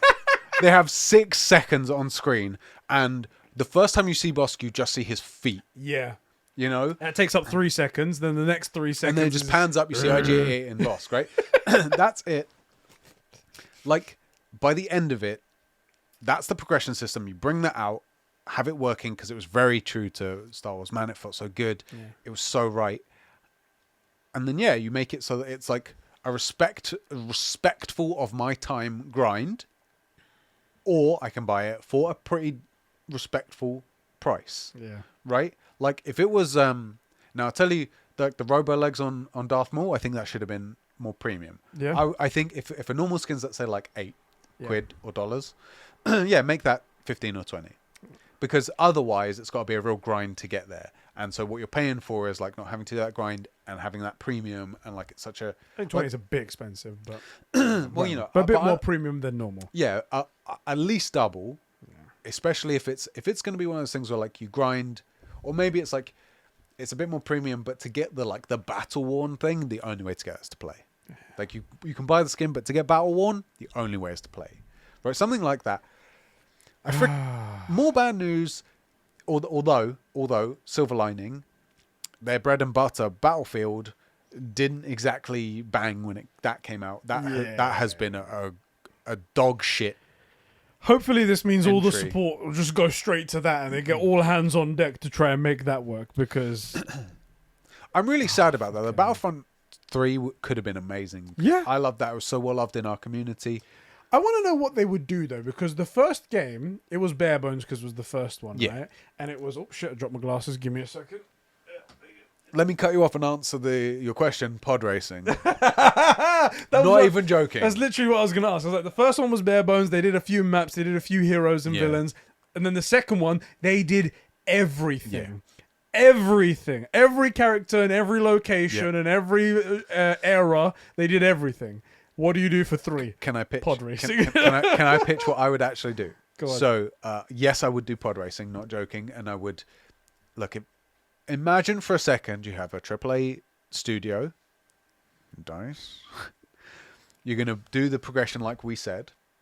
You can do microtransactions. I would add in extra sections. So one, the Starfighter thing, I would have space races with combat. Right? I'd add that in. Sounds right up my alley. Right? And me too. Like, I don't really like the space combat. I found I was getting like upside down, and I didn't like that. I'm not a jet. I don't like flying jets and helicopters in Battlefield and any of that Which stuff. is odd because you're inverted. Yeah. Right. But like, if it's more of a, okay, you're in this sort of space and you're going to go around a track, you know, you're not getting like flipped upside down, left, or, you know, all that stuff. And you can shoot people in front of you. Pod racing. And also do like a pod racing builder, so you can build your pod racer. As you progress, you like would unlock new bits that would help you like get faster, or better braking, or like better armor for when the Jawas shoot you, stuff like that. And to answer your question, what I would do, I would have events where notable people from the canon come in as enemies on the map. Yeah. Not playable, but who will, like, if you're playing a game, let's say you're playing Heroes versus Villains, and random event, Darth Revan turns up. You know, and by the way, yes, I would get Keanu in for that. Oh, yeah. Right? And starts beefing you out, and he's a boss battle, and you have to both defeat that boss, but also the enemy team as well. So, like, who do you know? That's what I would do. It'd be a random event. That's what I would do. Or maybe you do like a 1 in 1,000 games. Just someone would die and be like, screen will pop up. Do you want to play as Darth Revan for like? You get 3 minutes, or like Boba Fett or whoever. Boba Fett's in the game, but you know what I mean. That's what I would do. That sounds quite fun. Well, it's the game I want to play. So. I was just wondering, what could you do? Because I mean, but then it changes from Battlefront, doesn't it? Then it's something else. That's what that is. Well, I feel like the random event is just like a funsies thing. Yeah. And the pod racing is Star Wars. And I don't think that many people are going to be spending all of their time in the racing modes. But I want it there so that it's something fun that you could do if you just don't want to start shooting at people. Yeah. You know, like sometimes you want to play, sometimes you want Star Wars, but like, what was the one where you played with the Ewoks? What was that? Ewok Hunt. Ewok Hunt. That was fun. Like, Ewok Hunt isn't Battlefront either, really, but it was a lot of fun. Yeah. Are you ever gonna look at that and go, oh, let's see, you're playing as Ewoks on Endor beefing out stormtroopers? Fuck that you know, Ewok shit. No, I was kind of it was like a, what was that? What do you call that mode? Like the zombies horde, infected. Infected, yeah. You know, yeah. like it was good fun. Infected is not Battlefront. You know, it's not what I think of, but that was a freaking ton of fun. Sorry to get on a little rant. I've been ranting the last 20 minutes. I'm going to stop now. It's just bad news after bad news, and now we're just talking about Is how there how more? things are gonna... Please tell me there's not more bad news. No, there's good news from here on thank out. God. Good news from here on out, guys. Okay, so I'm going to go through a couple of these stories. And wait, sorry, there is some bad news coming. Some bad news. No. Should I get the bad news out now? Yeah, get out of the way. Okay, so an update on the whole Activision Blizzard Bobby Kotick situation. Yeah. After PlayStation gave their initial email to them to say like how disturbing this is and how they want action to happen now, Xbox chimed in as well, and now Nintendo have chimed in to tell them how disgusted they are with their behavior and how they want real change to be happening now. So all three dogs now are on the arse of Bobby Kotick. Everyone's asking for his resignation. I have to believe it's just a matter of time. Yeah. However, the dumb thing is that that's not even that's not him paying for what's happened, or anyone paying for what's happened, because if he steps down, he still owns the majority share of the company. He's still a multimillionaire, and he's gonna find himself in another high-paid corporate job immediately. And even if he doesn't, and they tell him to sell all of his shares, okay, he's a billionaire. Whoops. That's not justice. That's not it. So it's a really fucking weird situation. We don't know what the hell's going to happen and how it's going to resolve itself, and what the good resolution is really. And worse, it's not cutting the head off the snake, it's cutting one head off Hydra. I called it in season 1 of frickin' WandaVision. Fucking did it. But this isn't a case of like one guy facilitating the whole thing. Yeah. Right? It's a company-wide culture. He wasn't the one that executive levels. gave everyone the Right. order to do this kind of stuff, right? Right. But he is a key member that needs to be sorted out. And even more bad news on top of this, slinking away in the shadows is frickin' redacted company. I don't know why Ubisoft got away with this, because the three guys, Nintendo, Microsoft, and let's say Nintendo, Xbox, and PlayStation, came out and said, you got to change something. And Ubisoft got away with it. How is that? Ubisoft, no mention They're whatsoever. massive, by the way. In comparison, small, but they're massive. No mention. No one came out and said anything. How did they get away with this? And then after they claim they're going to change something, numerous reports comes out saying that they haven't changed anything. They haven't done anything. It just moved, and worse, just moved people around. And still PlayStation and Xbox and Nintendo just in the shadows, just like... The worst thing is I don't think it's that they're not paying attention. I think it's that Ubisoft is somehow managing to get away from it. They must have fucking blackmail on them or something. It's crazy. How does Yves Guillemot get away with this bullshit? It's nuts. It is nuts. And a little bit of me thinks no one's stepping down. Nothing's going to change. There won't be like wide sweeping. Who was that chick whose name I totally forget, who came in and then resigned within like a month because she realized she was just like a diversity hire? Jade O'Neill. That's the one. They got hired at Activision to be one of the CEOs, one of the top people, alongside another gentleman, I don't remember his name, and it was just stupid. Like, on top of her being paid less than the counterpart that was the exact same position as her. You can't make it up. You hired her specifically to show that you're a good company, and you've decided you're gonna immediately pay her less. Immediately, I think she got sexually harassed. She said, as well. She claimed. We don't know for true, but she said that. She said that apparently she found out very quickly that she was a token hire purely because of the fact that she's a woman. They needed a woman in an executive position, and it was just she was just like, "Fuck that! This is way out of hand. This is all stupid." It's utterly ridiculous. And the thing is, as well. So, like, I'll give an example. So the whole the gender pay gap. Yeah. Some of it is because of negotiations. Yeah. That in negotiations, men are more willing to take risks, right? Mm-hmm. That's also why you find like men are more addicted to drugs, in gambling, stuff like that, right? It's testosterone, right? Yeah. However, this wasn't a normal job. This was them specifically saying we need to get, in this case, a token, her own words, a token position. You would find the salary and match it. You would not haggle her down because she's specifically a token hire. Yeah. She's specifically there for you to represent how well you're doing with this demographic. They couldn't even be stupidly. They were stupidly. Like, if you had been like, if she was a token hire and that was the idea in the background, which it was and whatnot, then you'd be like, okay, we're gonna pay her, maybe even overpay her, raise or something like that, and treat her completely perfectly in order to get us out of this PR nightmare that we're in. Because what you could say, but they couldn't even do that. What you could have done is when she left, you say, look, it didn't work out.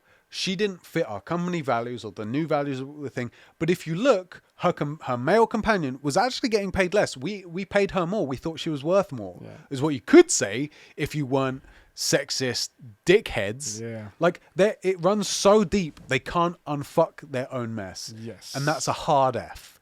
I freaking hate these guys, man. I have no respect. I have no respect because you couldn't even lie properly. Yeah. Right? If you're going to lie to me, make it believable. Yeah. That's all I ask. And you couldn't even pay her the right amount. It's ridiculous. It's insane. I don't get it. So stupid.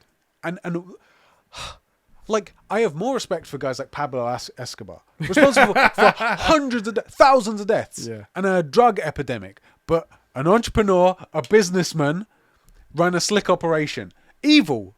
Despicable. But still. Where is that? These guys are just evil. They should and like they should be cunning at least, right? Right, like at least you can respect. If you're a villain, make me respect you, right? Like, what's going? How can you be this inept and this and this good at being this bad? Yeah, that you destroy this many lives. How'd you get to that position as well? With this kind of stupidity, this kind of lack of any thought, any sort of brain power. It's malicious ineptitude. What these people are is not good at the job. They're good at getting the job. Yeah. You know? And then once you're in a job at a certain level, it's really hard to get rid of you. Yeah. You know? Like these freaking guys. Oh my god! But I mean, it's just bad news, isn't it? Like let's get something good, please. Let's get something good. Unfortunately, we've got one more bad news before we move on from No, this. we cannot have more bad news. The whole episode. We can't. No, for real. Isak sent this in to me, but I did see it before, and I wanted to save it for this podcast because it's a bit of an interesting one. Okay. So Isak wrote and he goes, want to add a topic actually. What do you think about Sony being sued for gender discrimination? I know it's Kotaku, but we can move on. I actually went to Polygon because I don't like Kotaku. Polygon's so much better. So much better, but they're all awful. Yeah. Anyway, the story is a former security analyst for Sony Interactive Entertainment is suing PlayStation for gender discrimination, wrongful termination. That's what she got right there. It is just one person. I was just about to say, so two things. One, I tend to think maybe that either she has a case and it's a small subsect, or it's just in her head. That's the thing. So it's one person at the moment. There's no other issues. The issue. That's good. The story. The only thing that doesn't fit about the story, I'll tell you the whole thing. Yeah. She was appointed to a position. She was there for 6 years, didn't receive a raise, and then was terminated after her 6 years or whatever it is. And she claims that she received. The reason was because they were shutting her department. Yeah. Shutting her department down. However, the department that was being shut down wasn't her department. Right. That's what they were saying. Okay. So that's the only wrinkle in the whole thing. It's like, well, so she wasn't in that department. Why was she fired? Whatever it might be. Yeah. I guess we'll find out more as it goes on. But it's not necessarily gender discrimination. It's just that she was terminated and she believes it was because of her gender. Yeah, maybe, yeah. Now, whether that's true or not, we don't know. Right. And it is just one person. It is a bit sounds strange. like wrongful termination. It sounds like it's me from her side of the argument. From her side of the argument. We have to hear the other side. Also, where is this? It's Sony where? California. Californian court, so it's in Interesting, California. because I was going to say this isn't a defense, but like Japan as a culture is still very like sexist and racist and stuff. It's just a thing. Might have made a bit more sense to me if it was like Sony in Japan. Yeah. But in California, like California is the place for this stuff. A bit more like equal everything and everyone's supposed to be treated like that. Now, it seems strange for a company that... PlayStation is one of those companies that doesn't, as much as other companies, they still do this. They don't come out and say like, oh, women this or this minority this as much. They do it. They do it, but they don't do it as much as some other companies do it. Yeah. Well, also because they do it properly. So, like for example, strong women.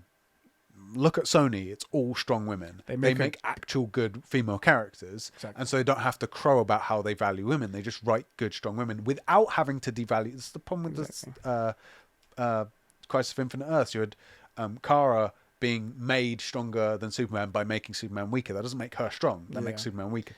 So that's the Sony way tends to do that. I viewed PlayStation. I'm Me sure too. a lot of other people do. Is that they have a lot of female positive representation. But in a way that's kind of natural. Sometimes you may see things that are like, maybe that's a bit too much, but they always have... It doesn't feel shoehorned in. It doesn't look like there's some executive saying, it's a real sausage fest in here. We need to get... Yeah, that's not the way you do things. Right, That's not the way you do it. I feel like Sony uphold that. Recently, they did so they've started a new podcast called the Gaia Cast, which is talking all about Horizon Zero Dawn and all the foundation for it. And I listened to it recently, and it's hosted by 3 women and 1 man. And they felt like that was more better because they were talking about Aloy specifically, and they were like, who would relate more to a woman? A woman. How about that? And they also got the lead. This is my exact problem with Aloy, but they're a lead director anyway, as well to talk in there. And it was very fair. It was very good. And I might have to listen to it. I don't understand. It seems out of character. Yeah. I will wait until I see more about this. This could just be nothing. It could be a big thing. You never know. Yeah. And if it is a big thing, I'll hold them to the fire the same way they've been doing Ubisoft. We do same every way time they've been they do doing something.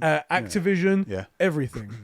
But for right now, it just seems like that she was fired and she didn't like that. Yeah. But we don't know. It could be because of what she says. Also, and this is not to like attack her, but making it a gender issue is more likely to get it more attention and for it to be taken more seriously and stuff like that.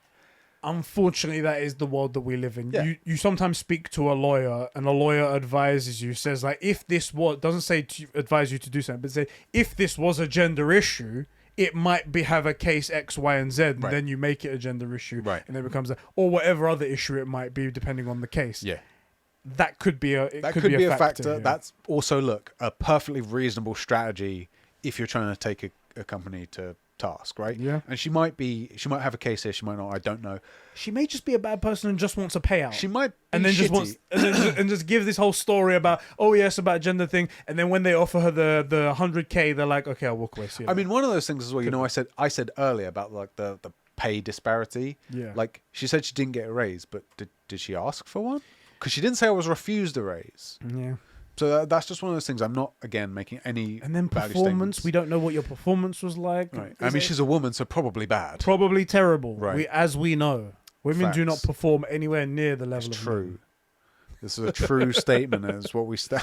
We said all these nice and fair things up until now, and then we just said that. I mean, we can't be seen to have like good opinions. you Yeah, know? that's true. I will say one thing. I thought Isak was going to bring up the disparity in consoles in Iceland.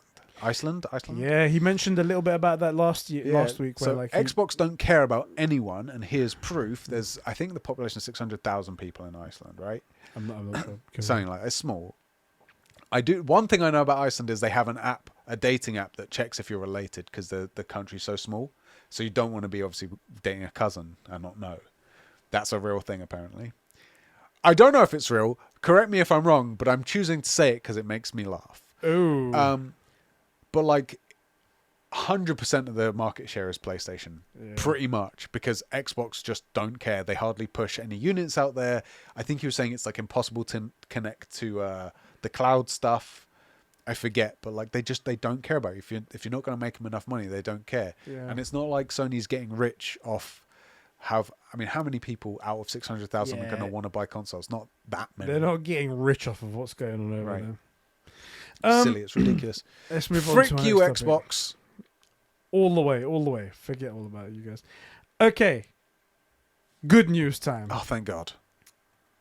It looks like Amazon are working on a Mass Effect movie. And I know what you're going to say. I hope to God it's He's our too big. boy Henry. He's too big. No, I'm sorry. You have to deal with this part of my life. Henry Cavill in everything. He will be Commander Shepard. He will be the best Commander Shepard ever. And you're going to love it. We're going to get to see those bulging biceps and the bulging... Yeah. Yeah, and it's going to be fantastic. Counterpitch. I feel sorry for... What's the Liara? Liara, yeah. Liara, the genetic engineer. Yeah. Yeah. I feel that's Miranda. Miranda. Sorry. I feel sorry for Miranda because honestly, she's the one that's going to have to control herself around him. True. Not the other way around. Counterpitch, because if you see all the art, Shepard has a really like close cut, like Hair, buzz cut. Yeah. Vin Diesel. Oh! And he's just always talking about family. I really don't want Vin Diesel. So, look, here's the thing. As the resident Mass Effect fan, how do you feel about it? I've not been super impressed Yeah. by a lot of adaptations. Anything, I haven't actually seen it yet, the Cowboy Bebop, which was on our list for Anime Club. Although, actually, we watched Samurai Champloo because it was coming out around about the time of Ghost of Tsushima. But the same guy that made Cowboy Bebop. Okay. Very highly regarded. It's basically perfect. As like a cinematic experience, whether you like the media or not, it's got a great... It's great. I've seen a few clips. They're rough, man. It's not okay. Josh... What is the blackmail thing, right? Oh my God. Yeah, so one of the guys, Jet, in the show, I mean, he isn't... He's got light skin in the show, but I think his casting was perfect. Right. I don't remember the guy's name, but Jet, he sounds right, he looks right. Like, I'm so down for that guy as Jet. And he says to this random chick, like, oh, that sounds like blackmail. And she goes, well, Jet, that's because you are black and you are male. And it is, bro. What? Mate, it was oof. I think nobody... While we all know the word black and male sounds like we use both ways, as male as in the gender, Right. and male as in blackmail, We've all seen that. We've never said it out loud Yeah, because it's we the all- most cringe, stupid thing to we say. all saw the joke. We all know. We all get the joke. You don't say it because it's not even one of your Star Wars dad jokes. It's just not good. It's not good. And if I think it probably could have been done right, but her delivery is bad. I don't know the context of the scene, but taken as is, it is cringe. The other clips I've seen are not good. It just doesn't make sense. Like, not just for what you're seeing, but like visually, the way it's directed, the shots don't make sense. I don't know, it's very weird. Josh Anderson was talking about it on Twitter. He was like, "Oh yeah, the first few episodes, like ironic, pretty funny, pretty good," and then he goes, "No." I'm out. So far, I've not been impressed overall, and it's true for most anime. At least anime, going from anime to live action has historically never worked. Yeah, it's to do with anime being so terrible. I just guess. trash. Yeah. They've managed to do it a few times with like comics. Yeah. You know what? I don't know if games is the way to go. Because the thing about something like Mass Effect is you have like 20 hours in it where you're learning experientially. You're learning through the game about the world and stuff, right? Yeah. And stuff can come up naturally. Like, you know The Witcher way better from the games than you do from the show. You don't really know the world from the show. You know The show Geralt is a bit. okay, but I'm really, my games are the ones that the way I've Right. known it. And The Witcher's probably the best done one. I love Mass Effect. Also, you've seen the world building for Mass Effect a little bit. How are you going to put that into a show? Yeah, it's going to be tough. It's a lot. There's a lot of lore. You're going to have to leave out a ton of stuff. Most of it's going to be relevant. It's okay. Henry's beautiful eyes. And He is his gorgeous. chiseled chin is going to make up for it all. He is gorgeous, but I just want to see. I he'd just be want to good. see the armor. That's what I want to see because the armor looks fantastic. Henry in that armor would be sick. There's got to be someone's got to have done fan art for Someone, that. come on, Boss Logic, give it to me. I'm sure you've done it. I was just looking up because Uncharted is going to be our first proper taste of a video game movie, Yeah. and it doesn't look great. It does not look great. But I tell you something, I have been seeing. I don't know if you've seen on Twitter popping Yeah, around. I'm actually. I just sold myself. There you go. There you go. I'm gonna, gonna- send that to me. I'll put that up on the screen so everyone can see. That actually looks really good. There you go. You see, I told you. Just trust in Henry. In Henry, we trust. I don't know if you've seen on Twitter the leaked videos of the Last of Us TV show. I'm desperately trying to stay away from it. Good. Okay. All right. That's fine. There is a I've shot heard I've seen, it's- and I was like, ooh, okay. Okay. There was one in particular. The first one you're talking about, where they were all together. I agreed. That looked a little bit Yeah. weird. I was like, it just looks like they're having fun. Not a fun setting. Right. But then there's one other shot that I saw, and I was like, okay. Okay.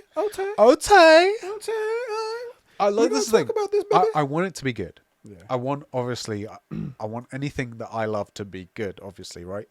The Last of Us is a great story. The Last of Us makes sense to me. As a show or a movie, The Last of Us, I feel like it fits. We've done zombie shows before. It's not going to be too hard to get the world right and do the world building. Pretty simple, the recipe's there. Something like Mass Effect, I feel like a lot of shows...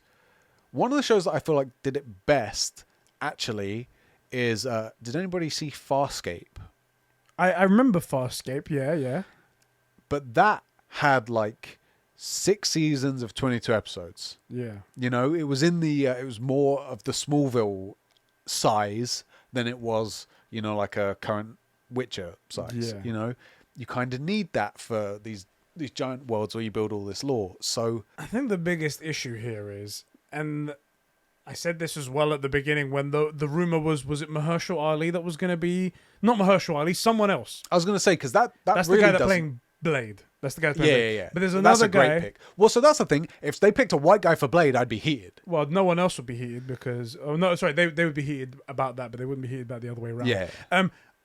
There was another guy. He's a very famous actor, very good actor as well. But I was like, no, the problem is that it doesn't feel like Joel, and Joel is the issue. And I think this is the same problem as well that Pedro Pascal's going to do. He's not even going to sound like Joel because he's got a bit of an accent. Yeah. And it's going to... we know what Joel sounds like. Unfortunately, it's Troy Baker, and we need Troy Baker to do this fucking role. Get Troy Baker, goddammit. We kind of do. But that's the thing. This whole Joel's thing is Texan. doomed anyway. This whole thing is doomed. I am concerned that it is doomed. Mainly, actually, not because of Pedro, who I was just beefing out. Yeah. Because the accent. He's Joel's Texan, so Yes. it's actually not unreasonable that the guy could be what do you say, Latin, right? Latino, maybe. I think it's Latino. Yeah, like there's a huge Latino community. Like it totally makes sense. He could have a Spanish accent, whatever. Like cool. I'm concerned that they're going to get Ellie wrong and the relationship wrong. There's too many concerns. I think they should just not have done it. Sony, why did you start this whole thing? Yeah, why so- did you do it? But the thing I'm kind of, I think everything ends up looking like Uncharted when you bring it to movies and TV. And it's very rare that you get something like The Witcher where you hit everything the nail on the head. Yeah.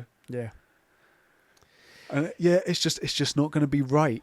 It's going to be Fortunately. off just a little bit too much in just a few too many areas, and it's just not going to be right. And we all have an idea of we all have the same rough idea of what it should be, and it's going to depart in a few too many ways from that.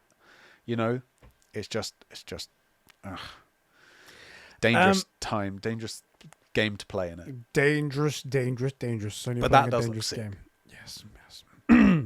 I'm gonna do some final wrap up stuff over here. Sony have finally been granted a patent which they applied for in November 2020. They have been granted the patent for faceplates on the PlayStation 5. Wait. Which is strange because it was their product. was- Surely they should have had this from the beginning. What? But because it's been filed and it's sealed and done, does that mean they can go into production of special edition faceplates now? Yeah, but you say that, but how many patents have they got and not done anything with them? Exactly. What it could just be is that they're trying to stop people doing it as their own business. Exactly. Even D-Brand. Have you heard of D-Brand? Yeah. They're like these guys. Usually they make like wraps for phones and laptops and stuff like that. But they made PlayStation faceplates, and they made them so true and authentic, except for like one minor thing, they're having the PlayStation logo on it. They were like, we can do this because Sony doesn't have a patent for it. Right. Go ahead, try and sue us, Sony. And then they did. Yeah. And they changed their design to something more horrible. Is this just to protect PlayStation from other people making money off of their design? Or is this indicative of them making their own stuff? I feel like it's the first thing, because as much as everybody says we're Sony ponies, we'll call them out when they do anything wrong. This is that. We know how dumb Sony can be, and this is one of the dumb things they Because do, all this, right? this is a huge business proposition right here. Like, off the top of my head, I can think of about 10 things I would want to buy. And it's kind of stupid because filing the patent afterwards kind of proves they have no case with D-Brand. Yeah. Because they were right. Yeah. You didn't have a patent. We just made some plastic. It's one of those dumb things where it's like, if you don't have like Conbrosations, Yeah. we don't have a patent for Conbrosations. However, if we were to take it to court and give all the money to all the lawyers and all the fees and stuff like that, we can be like, all right, we made Conbrosations, judge be like, they did fucking make Conbrosations, just fuck off. That's the situation they were in. And then they were like, the judge was like, get a fucking patent so we don't have to deal with all this crap again. Right. Cool, that's what they did. Pretty much. And I think that's what it is.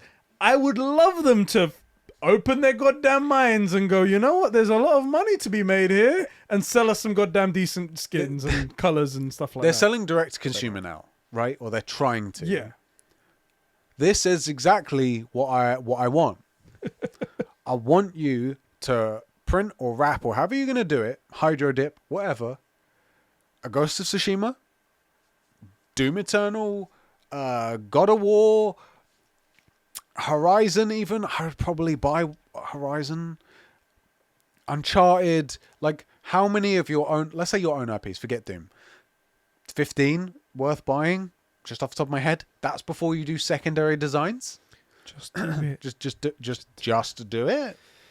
I don't get why you wouldn't. I don't know. It doesn't make sense to me. It doesn't make sense, and PlayStation, you're forever going to infuriate us. Yeah, like there are businesses, there are people that can set up entire businesses on just that idea. Yeah.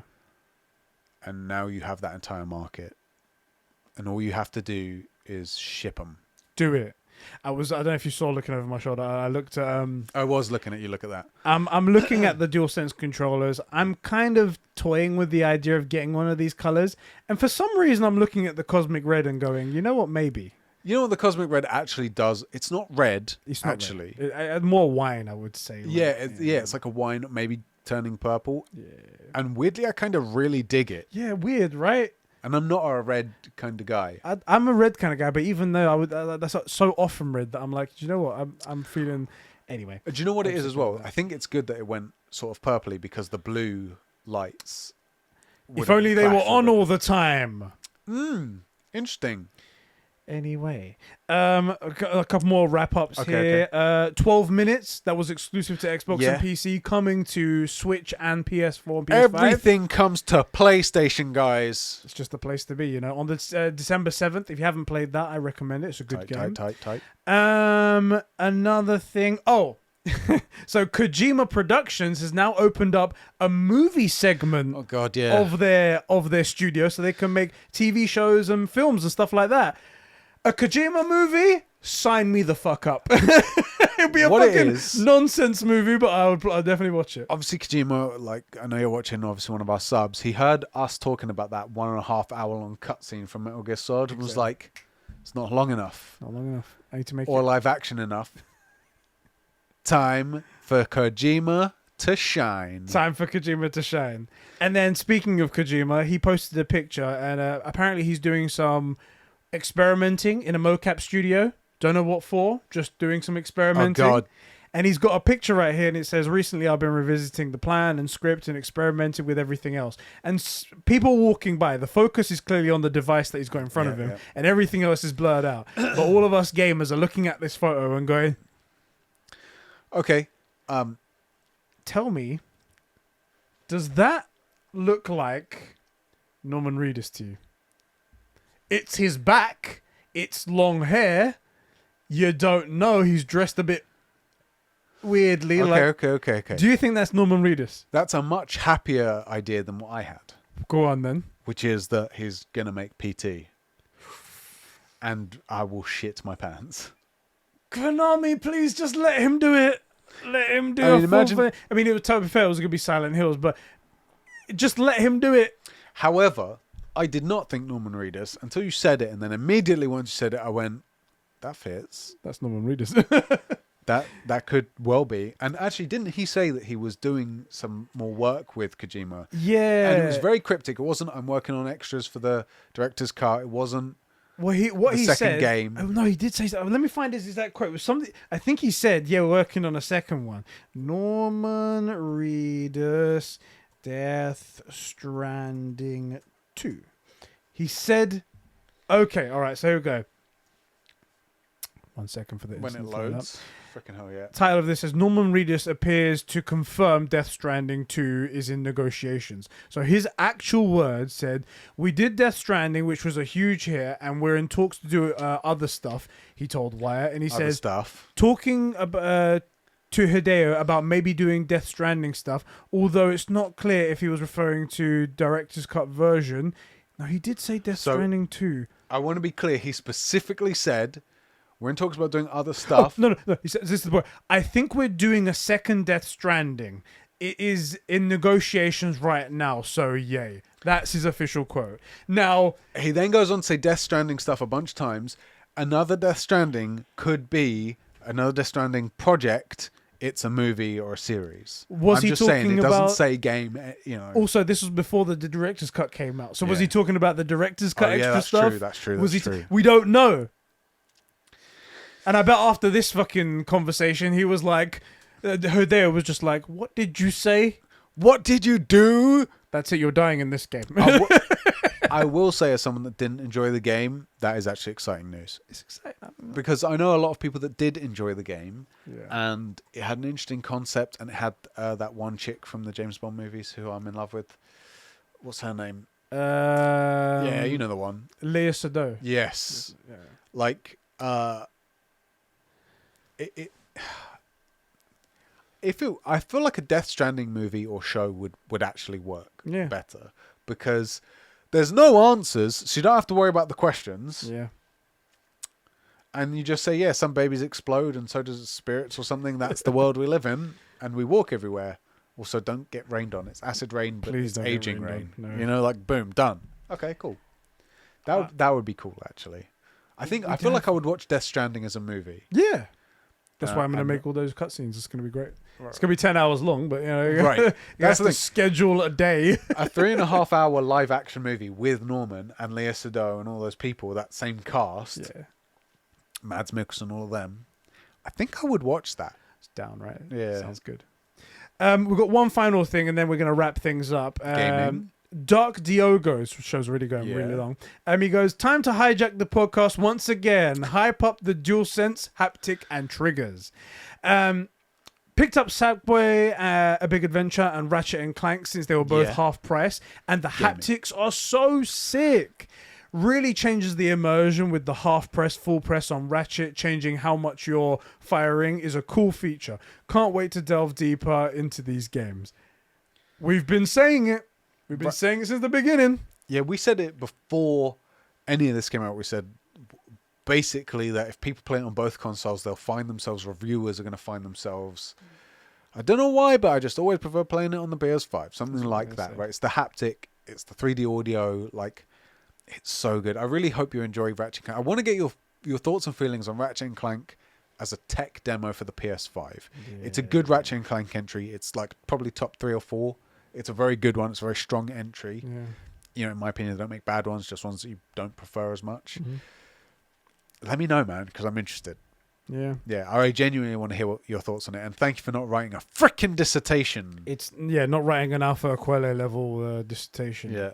Because he's taken over the new thing now. Yes, he has. Speaking of Alpha, he wrote in one thing as well, saying that the GameCube recently turned 20 years old. And do we have any special memories of it? Did you ever play on the GameCube? I still have it. You still have it? I keep all my consoles. There we go. So I have, some of the double ups on my brother's one, because we ended up with one each, but I've got 2 PS1s, 2 PS2s, an N64, PS3, 4, and 5, Xbox original 2, Xbox 360. You know, I keep my console. I don't know why either, because they take up a lot of space, and I have no intention of selling them. At the time, it doesn't. You're too young to be stupid. I was stupid, and I sold all of my stuff because I never saw the reason to keeping them. With my brain now, I never sell that shit because I think it's cool to just look at them again. The only thing is, like our office here is sort of your home. Yeah. But if we had an office, if we were like in a studio, I think I'd bring them and put them on the walls. Yeah. Or if I had a room myself, it would be in my room for sure. We could have like a Sheps's gaming progression and Eddie's gaming progression, put them side by side. To be clear, cool. I've got my OG Game Boy Color and the OG Pokemon games. I kept all that stuff. So I have to do this in the new office, the big office we make. Yeah, when we're huge millionaires. Right, that's right. Everybody head over to patreon.com/conbrosations. Send us your millions. But yeah, so I have all of that old stuff. I never had the GameCube, which is a sad part because I used to go around to a friend's house and play it all the time, but I never purchased one myself. But I played a bunch of stuff. My favorite was what's the Star Wars X-Wing fighter game that was on it? I think it's Star Wars X-Wing fighter. Is it X-Wing fighter? I think so, yeah. Yeah, I played the shit out of that game. I love that. Yeah. And it was so cool because even though it wasn't mine, so I didn't do this all the time, but you never used to pick up the console. It had a handle. Yes. But also the mini discs, the little discs used to go. The mini discs made me feel so futuristic because, so as people know, we grew up in that the sort of like the 90s to 2005-ish, somewhere in there was a really weird transition period from like the 80s to like 2010, and in between, kind of everybody was stuck, you know, and those little discs made it feel so space age. Whoa. Because everything's getting smaller and stuff, and everybody, every year technology gets twice as fast and half as small, but we still had like the big CRTV TVs, and then we went to CDs, and that was amazing. And there was micro CDs, and that looked exactly like stuff out like Blade Runner, and like, oh my god, it was so cool. It was very cool. Yeah, very cool. And having the handle, it's so stupid, but I really enjoyed that. Yeah, it was a dumb thing, but it was there. Do you know what I freaking miss? Memory cards. Yep. I miss memory cards from like the PS1 and PS2 days. The one thing I envy about the Xbox Series X, just that little plug in the memory card hard drive in the back. Yeah. Oh, that's so cool. That's so cool. Like it used to be. Like it's a shame it's slower. I mean, it's just awful. But like, back in the day, if you both had a game on, let's say, your PS1, you just took out your memory card, went round there, plugged it in. This is how you game share on the PS1 sort of thing. You know? Your life was there. Yeah, it's all there. Oh man, I miss that nostalgia, man. Oh, boys. Okay, but one question for you. Go on. Moving forward, the new Pokemon game, because we mentioned Pokemon OG gaming and stuff. What are you thinking? I haven't purchased it yet. It came out and it was on my list to play, and I haven't purchased it because my backlog is so big. But then stupidly, I go and buy Guardians of the Galaxy. So my point is mute. Also, because I don't have the time. Isla, it's Pokemon. Fuck it. You've raised her. No, I'm not saying Fuck you should do it. You've convinced me. You've told me to buy it. I'll buy it now. Okay. What did she pick her starter, by the way? What was it? Squirtle. Oh my god. She went Squirtle. She's what being type disowned. for life? Disowned. At least she didn't pick Bulbasaur in it. Mate, imagine. Mate, an embarrassment to the family. Jesus Christ. Pokemon. Because I just thought it would make sense because she was raised with Pokemon from day one. She was cuddling a Pikachu like the second she was born. Pretty much. I surrounded her in Pokemon and sung her the Pokemon song. Yeah, you did. That was so cute. So it would soothe her all the time, and now she always smiles every time she hears it. It's the best. $42.99, not bad. That's not bad. So I have a little bit of, have her in my lap, and we can play some Pokemon. Exactly. Together. Should I buy the OLED Switch for it? No. I think I should, right? I mean, you don't want this is your daughter's first experience of Pokemon. You don't want it to be subpar. Exactly. All right, I hear you loud and clear. Don't worry. Which version are you going to get? I put down. So this is the funny thing. Zacchino gave me some shit for this. Oh yeah. I wrote down my list of backlog games. Yeah. And I simply wrote down Pokemon SP as in Shining Pearl. Yeah. And I wasn't gonna write Shining Pearl and Sign Bright Brilliant Diamond. I just went SP and I was like, I'll know what that means. Right. I didn't specifically pick it, but he's like Shining Pearl. Peasant. You loser. Not even Brilliant Diamonds. Can I just say, I love that there is still shade being thrown over which version you get. Yes. Because I was on Pokemon Blue and my brother was on Pokemon Red. I went Blue because I like the look of Blastoise and Blue's my favorite color. Yeah. So I picked that. But Red was the better version. And Charizard was like more popular. I think he's actually the better Pokemon in the game. Yeah. The better Pokemon card. And I was just like, well, I don't want to be like everyone else, and I like Blue. And this Blastoise, this a turtle is like a yolk turtle with guns sticking out its back. That's sick. And then everyone's like, yeah. Then I was a Blue Pokemon gamer. Really, yellow was the way to go, lads. Oh, that sounded painful. That was not fun. That sounded painful. Yellow was cool because Pikachu followed you. Exactly. That was very cool. Anyway, guys. Yep. Sorry, I disrailed that. My bad. Thank you for joining us for another episode of the True Gamer Podcast. Remember, next week will be the Game Awards predictions episode. Yeah. Write down your predictions. I'm going to give all of you guys 2 predictions each. We'll have our own ones. We'll have up to 5 or something like that. Alpha, your word count's under 5,000. Under 5,000. We're going to have to put a hard, strict limit on you for that. Let us know what you guys think will be shown off at the Game Awards, what you're expecting, what you're hopeful for, and also write down who you think will win some of the categories. Some of the good categories, obviously. Only Game Awards stuff though. If you write in a comment about what do you guys think about Pokemon or something, it's going to be a Game Awards specific episode. Yeah, this is even me, who tangents all the way, will only tangent within Game Awards. It'd be like, okay, these are the areas I can go in. It's not open world anymore, but I'll still find the side quests. Don't you worry. But it'll be within the realm of there you go. It. So yeah. All right, guys. We'll catch you all in the next one. Thank you for tuning in for another episode. Yep. We love you all so much. Much love. And, are you going to put Master Chief in the intro/outro? We should. I need to find a good shot, right? Or do the bit where cat jumps onto the bomb. Oh yeah. Yeah. That's a good shot. Which did it tell you when you were playing that was that moment of realization why I always dig those shots. You know, like when Aquaman jumps off the boat with the flare and all that stuff follows him. Yeah. Or when in the What If episode where Clint jumps off into the thing. Yeah. I don't know why, but I've always dug those shots. And then when I watched you play that, I'm like, oh, this is why I dig that shot. It's happening. This is the moment. It's where Master Chief goes through the reactor and kicks off. One of my favorite freaking scenes. There you go. Best scene in game. Are you actually doing it? I'm actually buying Brilliant Diamond. Make sure you use our link. This is on on Argos. Frick. Yeah. Never mind. All right, let's get out of Yeah. it. I was going to say goodbye again, but we've already said goodbye.